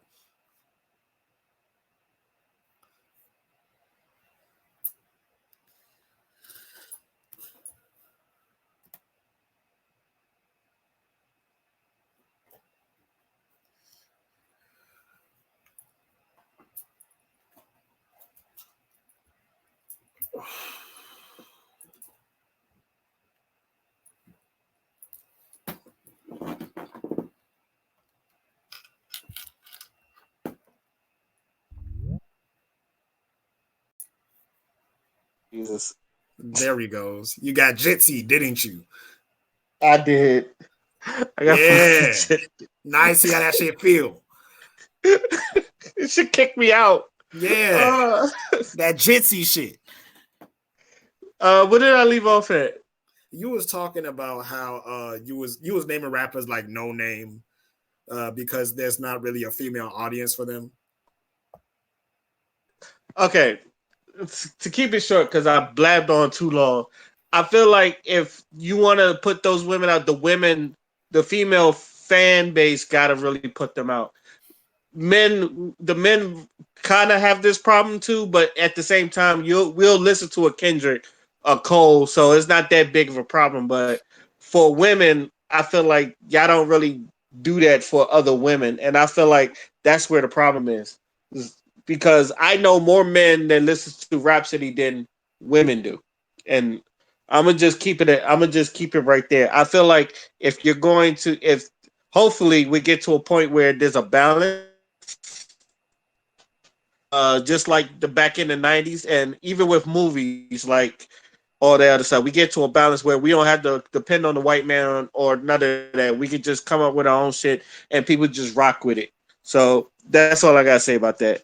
I'd like to thank everybody for getting on the panel again. I'd like to thank y'all listening to hear us talk our shit again. This is You Know What? Let me just say podcast, and I'm signing out. Peace. Cheers.